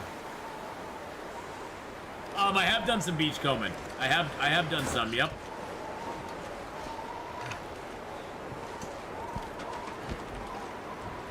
Yes, it was gorgeous sunrise. I love getting my Hadrian moments in every once in a while. You don't get them, all the time. So it's nice to have one every once in a while. I'm not sure I can carry much. I'm not sure if I can as much anymore. I found some fish. I found a couple wool toques. I found a windbreaker, some planks. Just some random stuff. Some random stuff. Hey, Tony, come on now. Come on now. That can't be why I'm getting sprains. How dare you? How dare you? Saying it's my fault. I see how you are. I see whose team you're on. I love Hadrian moments as well. I love Hadrian though, so Because Hadrian's awesome.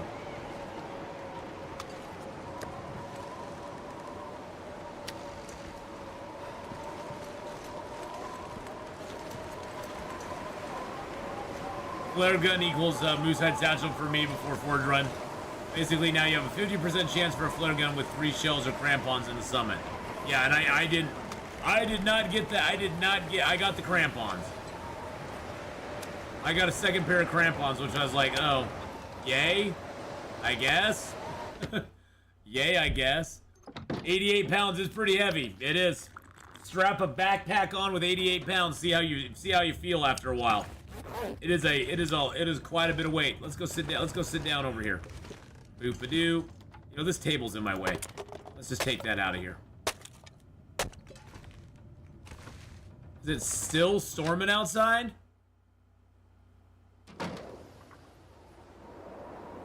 Really, game? Really? Really? Oh, we do have a little extra water in here. That's kind of nice. We'll take our toaster. Maybe if you put crampons on all fours, it would help. walk around like a puppy dog.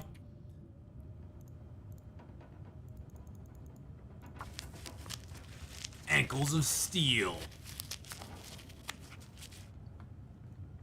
Will's ankles are pretty strong. I just do get quite unlucky with it. We shouldn't have too much longer to read on the mending book, and that might pop us really close to 4.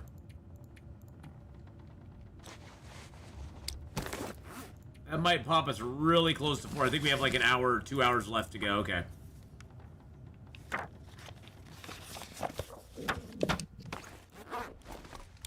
Okay, that got us close. It sounds like the storm died down. Perfect. Let's see where we're at. Oh yeah, that got us like halfway there. Oh, living on a prayer.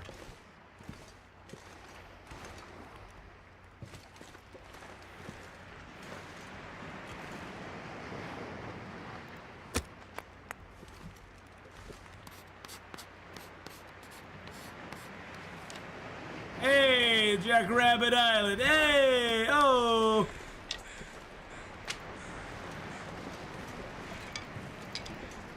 Sure would be nice if we had a mag lens. Still haven't found a mag lens.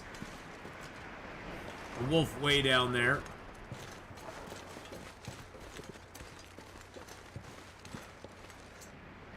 See if there are any more bunnies hopping around up here.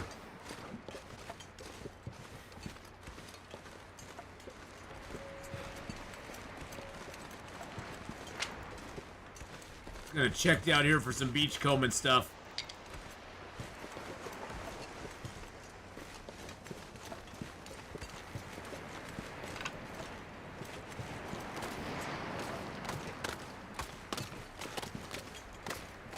Well, looky there. This pack is getting kind of heavy.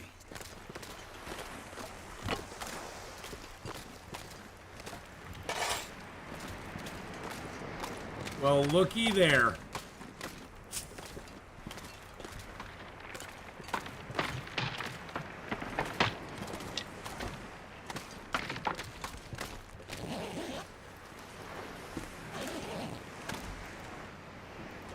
Woo! Look at that, baby. Found some red tools.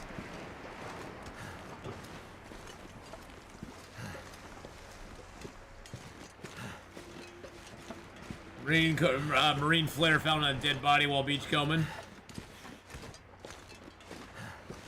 Yeah, beachcombing, in my opinion, is a little OP. I mean, but then again, they took away my flare gun, so they can suck it.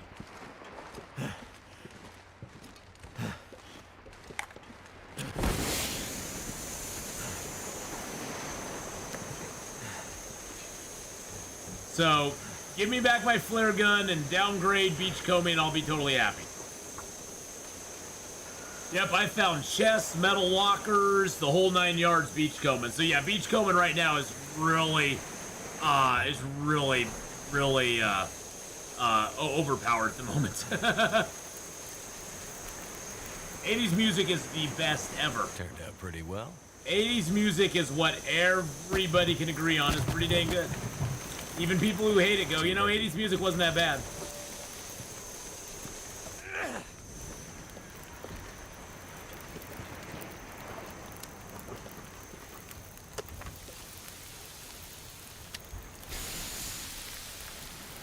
That might be how you get flare shells, just be lucky. I have not found a boat yet, no. That I have not gotten lucky. I have not gotten lucky enough to find one yet.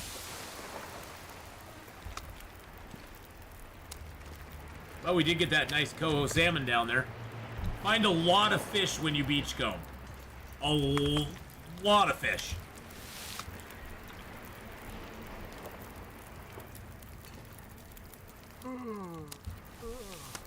I always like the flare gun just to have it. It was like, it allows you to open range hunt the moose and the bear a lot more easily, I guess. You don't have to be like, oh, I gotta find a rock and sit on it. You know, you're like, okay, I can hunt them here, and if they try to do anything to me, I'll shoot them in the face and be okay.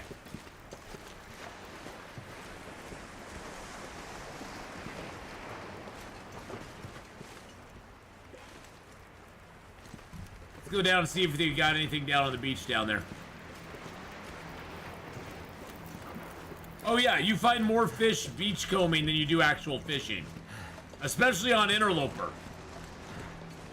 Especially on Interloper, you find see, there's a chest way down there.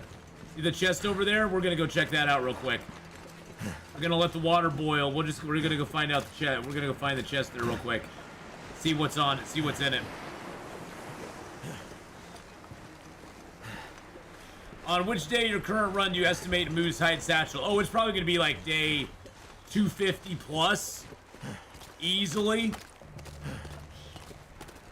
Because, I mean, we haven't even got a moose yet, and a moose hide takes, what, 10 days to cure? And if we don't get a moose hide early enough in a zone, we aren't gonna be able to do anything with it. And there is another fish. Something's gotta go.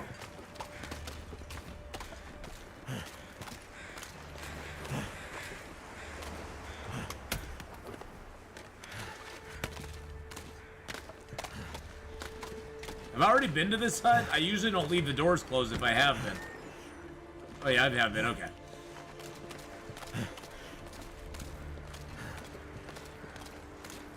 Yeah, I think it's gonna be between day 200 and 250. Because, I mean, you figure it's gonna be day 200 before we even go to Desolation Point. Of course, my first goal when we get to Desolation Point is to go forge. Another fish? Really? I mean, that's my first goal when we get to Desolation Point, is to craft it. Is to craft a bow, you know, go to the forge, get my arrows, get my knife, get my hatchet, start crafting bows and arrows. And then, you know, it's gonna be, you know, Desolation Point moose is really rough. I mean, here's my forecast. We're gonna get to Desolation Point, the moose is gonna be up. By the time we forge, go over to Hibernia, make our bows and arrows, we'll come back and the moose will be gone. That's my prediction right now. Feels like night is coming. That's my prediction of what's gonna happen. Is we'll see him up, but he'll be gone by the time we get back. By the time we actually have the stuff for it, so. Yeah, we won't see him, we won't see him in Desolation Point again. I have a feeling the first moose we're gonna get is in Black Rock. That's just my gut feeling, is that that'll be the first actual moose we get. We'll get the bear in Desolation Point for sure. But I think the first moose we get is gonna be in Black Rock. I'm not a big fan of Desolation Point, mainly because the early game. Now, later in the game, Desolation Point's not bad. It's a very small zone, which is, I think, why it's sort of like Black Rock. It's very small, it's condensed, there's not a lot of stuff to do in it, which is like, usually I just go there, get my stuff done, and leave. You know, I explored the whole thing in like 3 days and I'm done. Just put it in a box. That's what Nino says. Just put it in a box.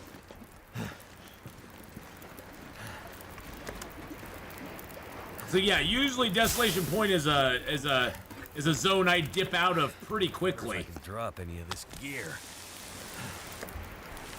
But late game, it's not a bad zone. It's got the forge there for you.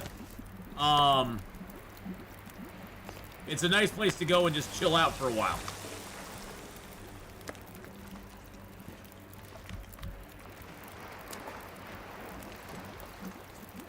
But yeah, Black Rock's good. Broken Railroad and Bleak Inlet are very much alike, though. And in that they're just kind of smallish zones that there's not a lot to do there.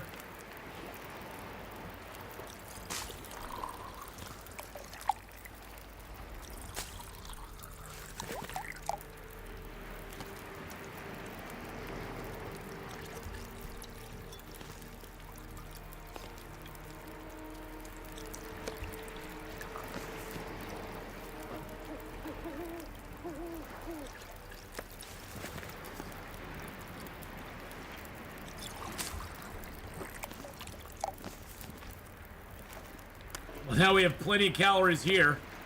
Damn. We found 3 coho salmon on the beach. I mean, that's like 5,000 calories that we just picked up off the beach. We didn't have to fish for or nothing. That is absolute insanity.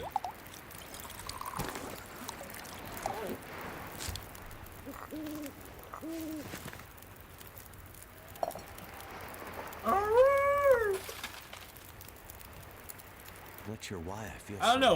Were all those the same size? 1650. Oh, they are. They're a standardized. That's your standard coho salmon wash up. I didn't even notice that. But yeah, they're all the same exact size. That is funny. Good eye, Tony. Good eye. I did not. Oh, somebody else got to Queen level 5. Thank you, whoever just got to Queen level 5. Thank you so much.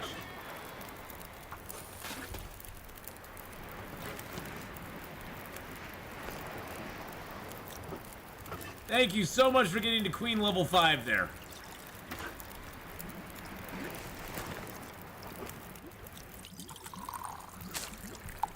I noticed that when Zach was trying to survive with Beachcomb only. I think it's a bug.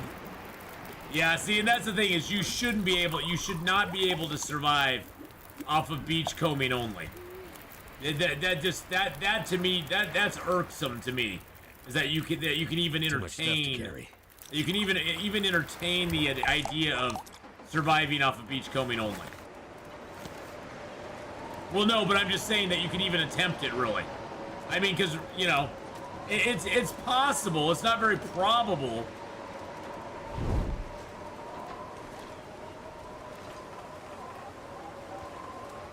I hid behind the corner so my torch wouldn't go out.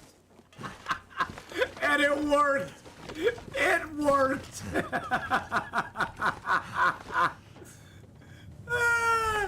Yes, no match. Yeah, that's what I heard is that is no matches were the killer. I think if you were able to secure, like if you did it as a modified interloper, where you started with medium loot, which means you have a bedroll and a little bit and like a little box of matches, I bet you could survive for quite a while. I think you could survive for quite a while if you were able to start with a bedroll and matches. I think it would actually be very doable for quite a period of time.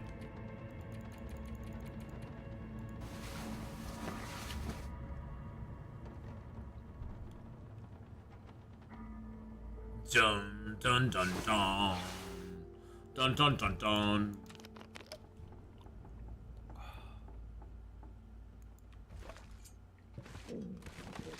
Oh, stop your growling tummy, Will. You're gonna be fine, buddy. Everything's gonna be okay. It's all gonna be alright. You're a big boy. You're a big boy now. Everything's gonna be okay. Now we got 3 rabbits down here. There's a deer on the lake.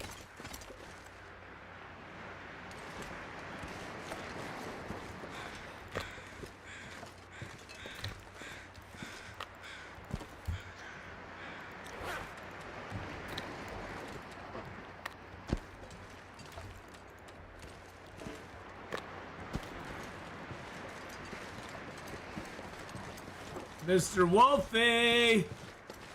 Where are you? I have something for you.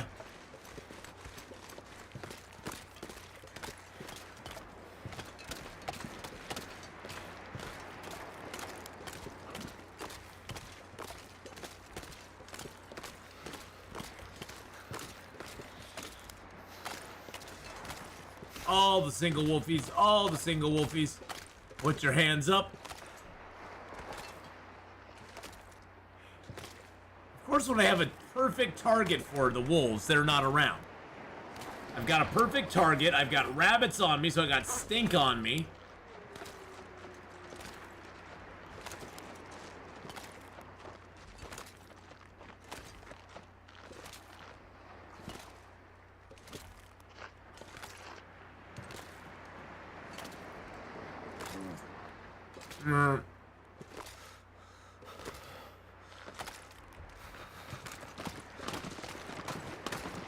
There you go. Run right in that direction there.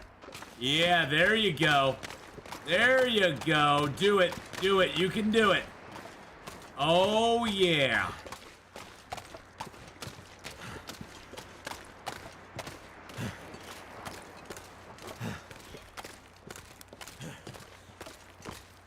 My fingers feel numb.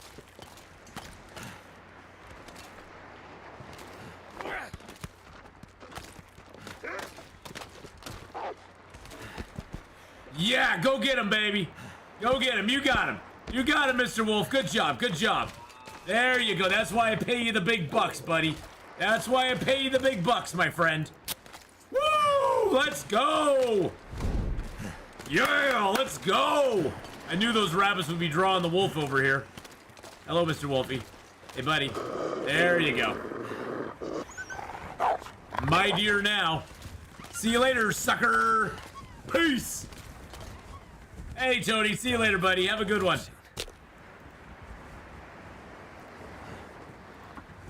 I've got enough accelerant now from all the fish I've cooked that I don't care. That's done. I'm just like, yeah, let's just use some of that on there.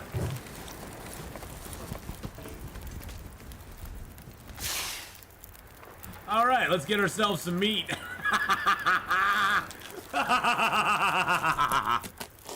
Well, my brother's on his honeymoon right now and not getting back for a little, not getting back until I think next week it is. So right now the project is on hold at the moment because we are waiting for him to get back.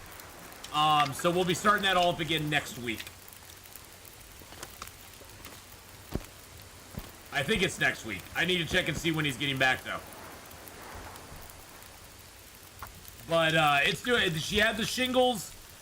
Just the shingles were delivered, I believe, yesterday, and we're talking about actual shingles now, not just the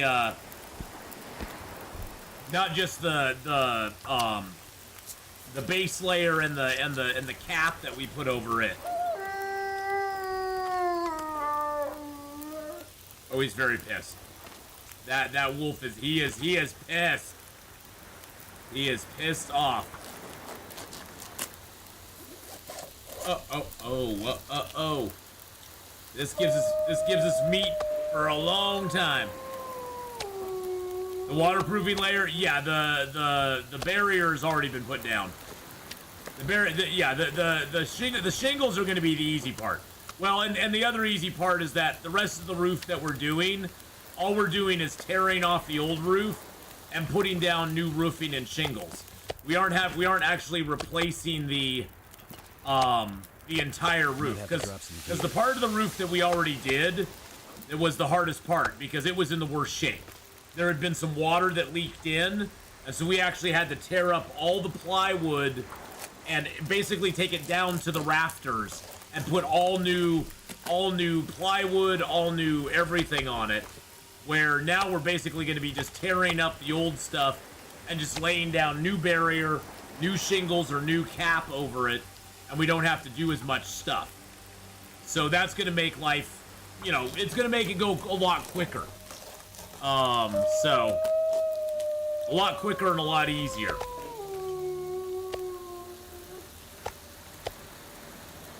But it's nice because, like, the really hard stuff's all out of the way now. The really hard stuff's all out of the way. Oh yeah, it was. Well, that was our decision. Is my mom was like, well, you don't have to replace the whole thing. Just maybe just replace some of the stuff around the area. But once we pulled boards up from other places, it was like, yeah, we needed to replace this whole thing. It's in really bad shape. Like, it was in really bad shape, the whole entire thing.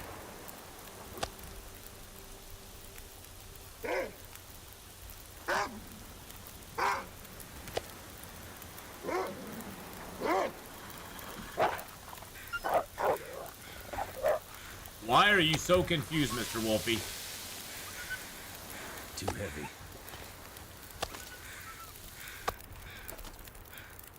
Weirdo wolves. So yeah, we just replaced that entire section, which was the smart thing to do. It was the smart thing to do. It just made everything so much better, and it was the big long flat part of her roof too, which was kind of a it's the area that's easiest to walk on, but it's at a really low pitch, and the plywood they had put down was like the really thin stuff, and so it kind of always felt like you were walking on a sponge. And now that we put the thicker plywood, we put like the good plywood on it. So now it actually feels substantial. It feels like you're walking. It feels like you're walking on a floor, because basically we use flooring plywood for it.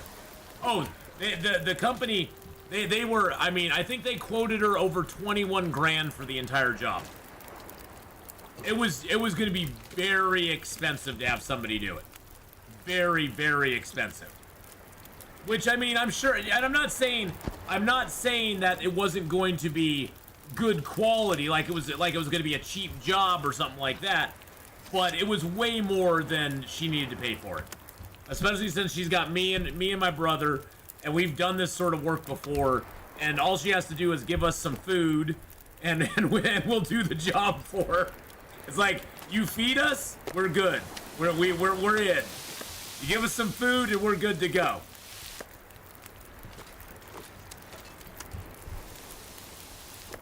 So, yeah, I mean, they were wanting a lot. I mean, it's still, I mean, even without the labor costs that they were looking at, I mean, the roof is probably going to cost her 7 to 12 grand by the time we're done. I mean, you know, roofing material is not cheap. It's still going to be a lot of money, but it's going to be way less than she would have paid somebody else to do it. Sure, it's going to take a little more time, because they would have come in, you know, in like 4 days and had the whole thing slapped up and ready to go and done. But, you know, time is something we have, and it saves a lot of money, so it's definitely worth it. And we get to enjoy it as well, so, I mean, it's sort of our family house. I mean, it honestly is. I mean, my mom and dad moved in there in 1973. When I was 3 years old, they moved into that house. And she's lived there her, basically, you know, she's lived there forever now. And, you know, once she's gone, one of us is going to take the house. You know, I'll probably go live there for a while. And then the kids are going to have that house. So, that house is going to be in the family for a long time to come. So, it's definitely worth... Really? Really?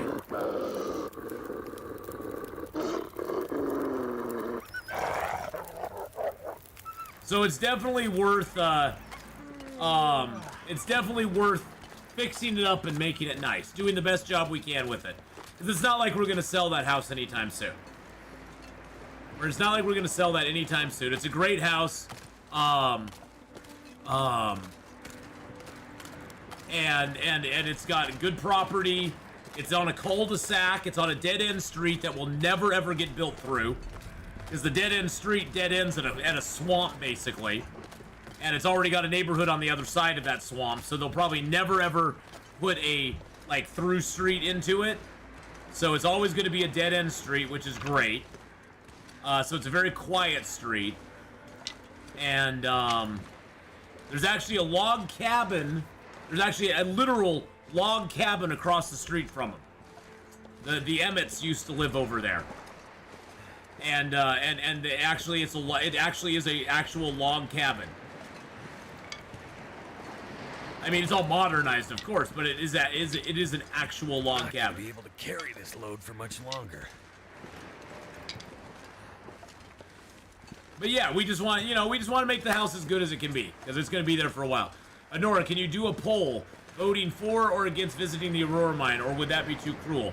Oh, I intend to try to do it, Zappa. We went there one night and slept the night there, seeing if we could get down into the Aurora Mine, but we didn't have an Aurora.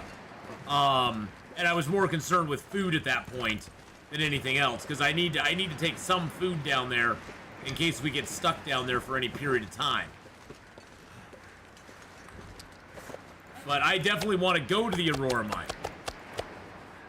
I definitely want to go to the Aurora Mine, just to do it. Just, you know, not even because I think there's going to be anything loot wise there, but just to do it.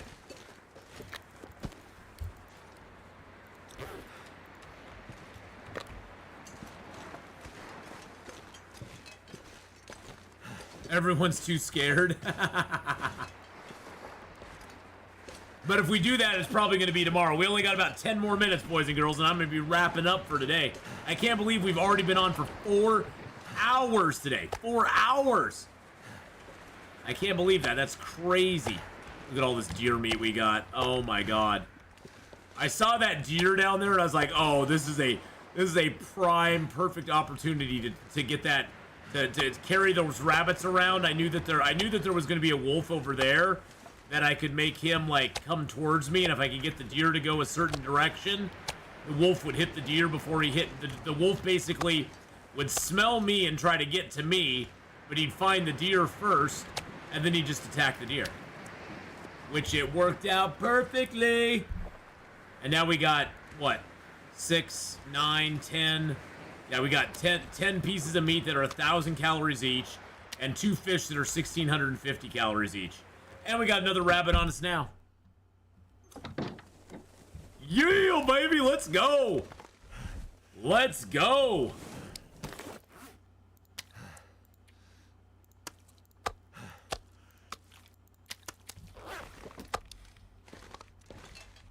I will say, this is probably my favorite place in Coastal Highway. Is Jackrabbit Island and the fishing nuts over there. It gives me the most versatility. If I need, you know, if I start to get cabin fever, I can go out and fish. I got rabbits here on the island. There's deer that appear on the lake every once in a while, and there's always a wolf that you can chase them into. Coastal Highway is actually Coastal Highway is a really great zone. The downside to Coastal Highway is you got no caves. That's the only thing, you got no caves. So as long as you can live without caves, you're okay. But that's the only real downside I see on Coastal Highway, is the lack there of the cave systems.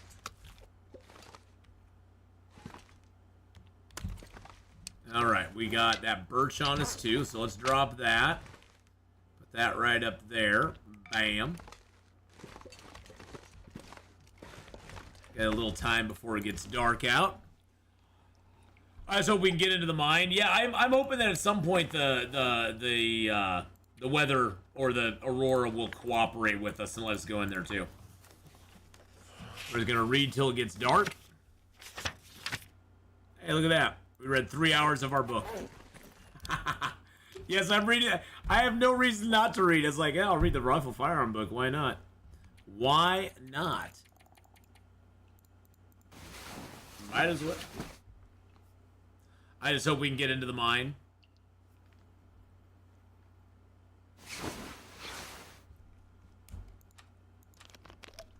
There's a little bit of water. I hope we can too. I hope we can too.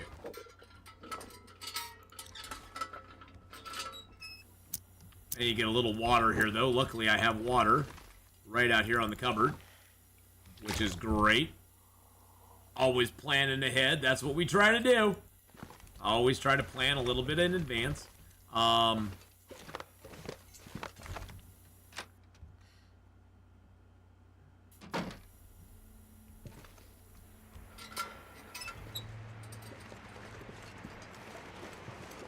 Wow, we got another 4 rabbits. Oh my god. The rabbit gods just are like smiling down upon us today, my friends. Another 4 rabbits. That's another at least 2,000 calories right there. And if all we do is just harvest them, for their meats. We won't be wasting all of our time. Well, I'm probably gonna take. Is getting too heavy. I'm probably gonna take the guts, but hopefully we won't need to. Hopefully we'll have. You know, I'm getting close to where I think I have enough guts now.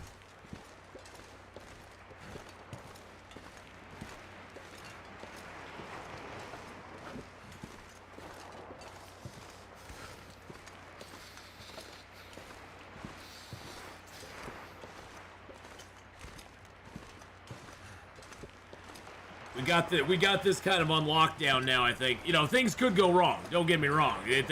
Things could go horribly wrong, but I think we've got a good rhythm now. Got a good rhythm. We got our feet underneath us. I do not need that. There we go.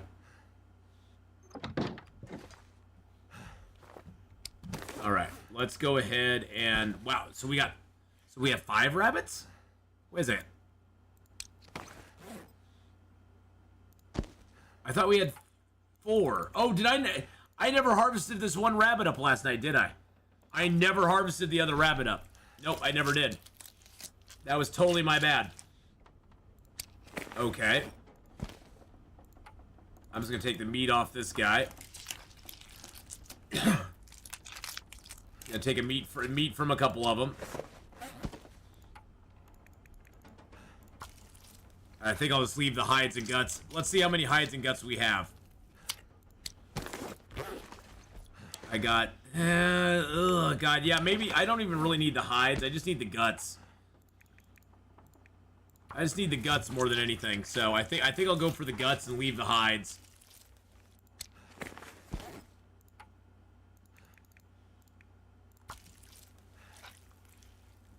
It's probably the smart thing to do. Because guts I need for more traps. I need guts for more traps. I need guts. Yeah, it's only 21 or 28 minutes. It's like a difference of 7 minutes now. When you have carcass harvesting 5 and you can harvest things with your hands pretty much as fast as you can harvest them with tools, you might as well just use your hands. You never have to sharpen your hands up. You might as well leave your tools for other things. Because you have to sharpen all them tools up. Hands, you don't have to sharpen those up. Those never go dull. They never break. Your hands never break. So you might as well just sharpen up the tools and call it good. Or not use your tools, just use your hands and call it a day. There we go. Now we got a good supply of guts. That makes me feel way better now.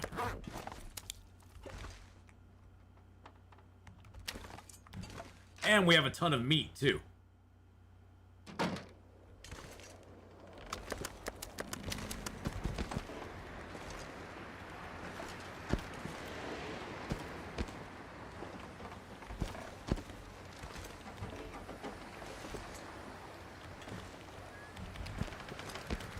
Get all the bunnies down the hill.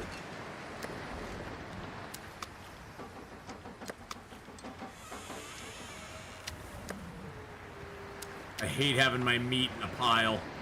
It annoys me. It annoys me.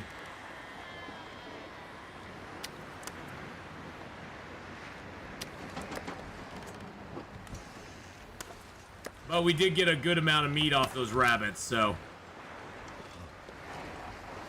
that is always worth it. I should have ate that one. That one's in the worst shape. That's okay, though. That's alrighty. Trapping has been a huge game changer for me too, Beetle. I may actually be swayed now into trapping more in the future. I mean, really early game, it's like, damn, it actually is very effective. Very, very effective. Alright, well, boys and girls, I'm going to end it up there. We got stuff to do still. We are now on day 173. We only have 27 more days. We're almost halfway through. Is there a benefit to storing it outside if you have cooking 5? The only argument I would say to storing it outside is that the stinkier meat gets, I've noticed that the stinkier or the lower quality that the meat gets, the more it attracts animals. The smell seems to be exponentially more when it's really low condition. When it's really high condition, it doesn't seem to have as much smell as when it gets low condition. Now, I haven't scienced that out. We may try to science that out and see, but I haven't scienced that out yet myself. But it just seems to be that way. 378 snared rabbits so far, which is pretty good. But I'm going to get going, boys and girls. I'll be over on Twitch here soon. I was going to do some Baldur's Gate, but God, I want to get back into 7 Days to Die. So we're going to do some 7 Days to Die. And then we'll see what happens tonight. Maybe I'll do some Baldur's Gate later this evening and have fun with that. But until tomorrow morning, I will see you all later on. If I don't see you before tomorrow, thanks so much for coming by. Don't forget, we have our sponsorship going with Ant Legion. It's through this Thursday. If you can download the game, get to level 5, join a rally. We only need, 3 more people to join rallies to have our 10 people with rallies, and we only need 7 more people to get to level 5 and get that taken care of. And if you can get an orange ant, that's great. If you don't get one, that's not a big deal. But thank you so much, everyone, for watching, and I'll see you all tomorrow if I don't see you over on Twitch in about 10-15 minutes. Bye.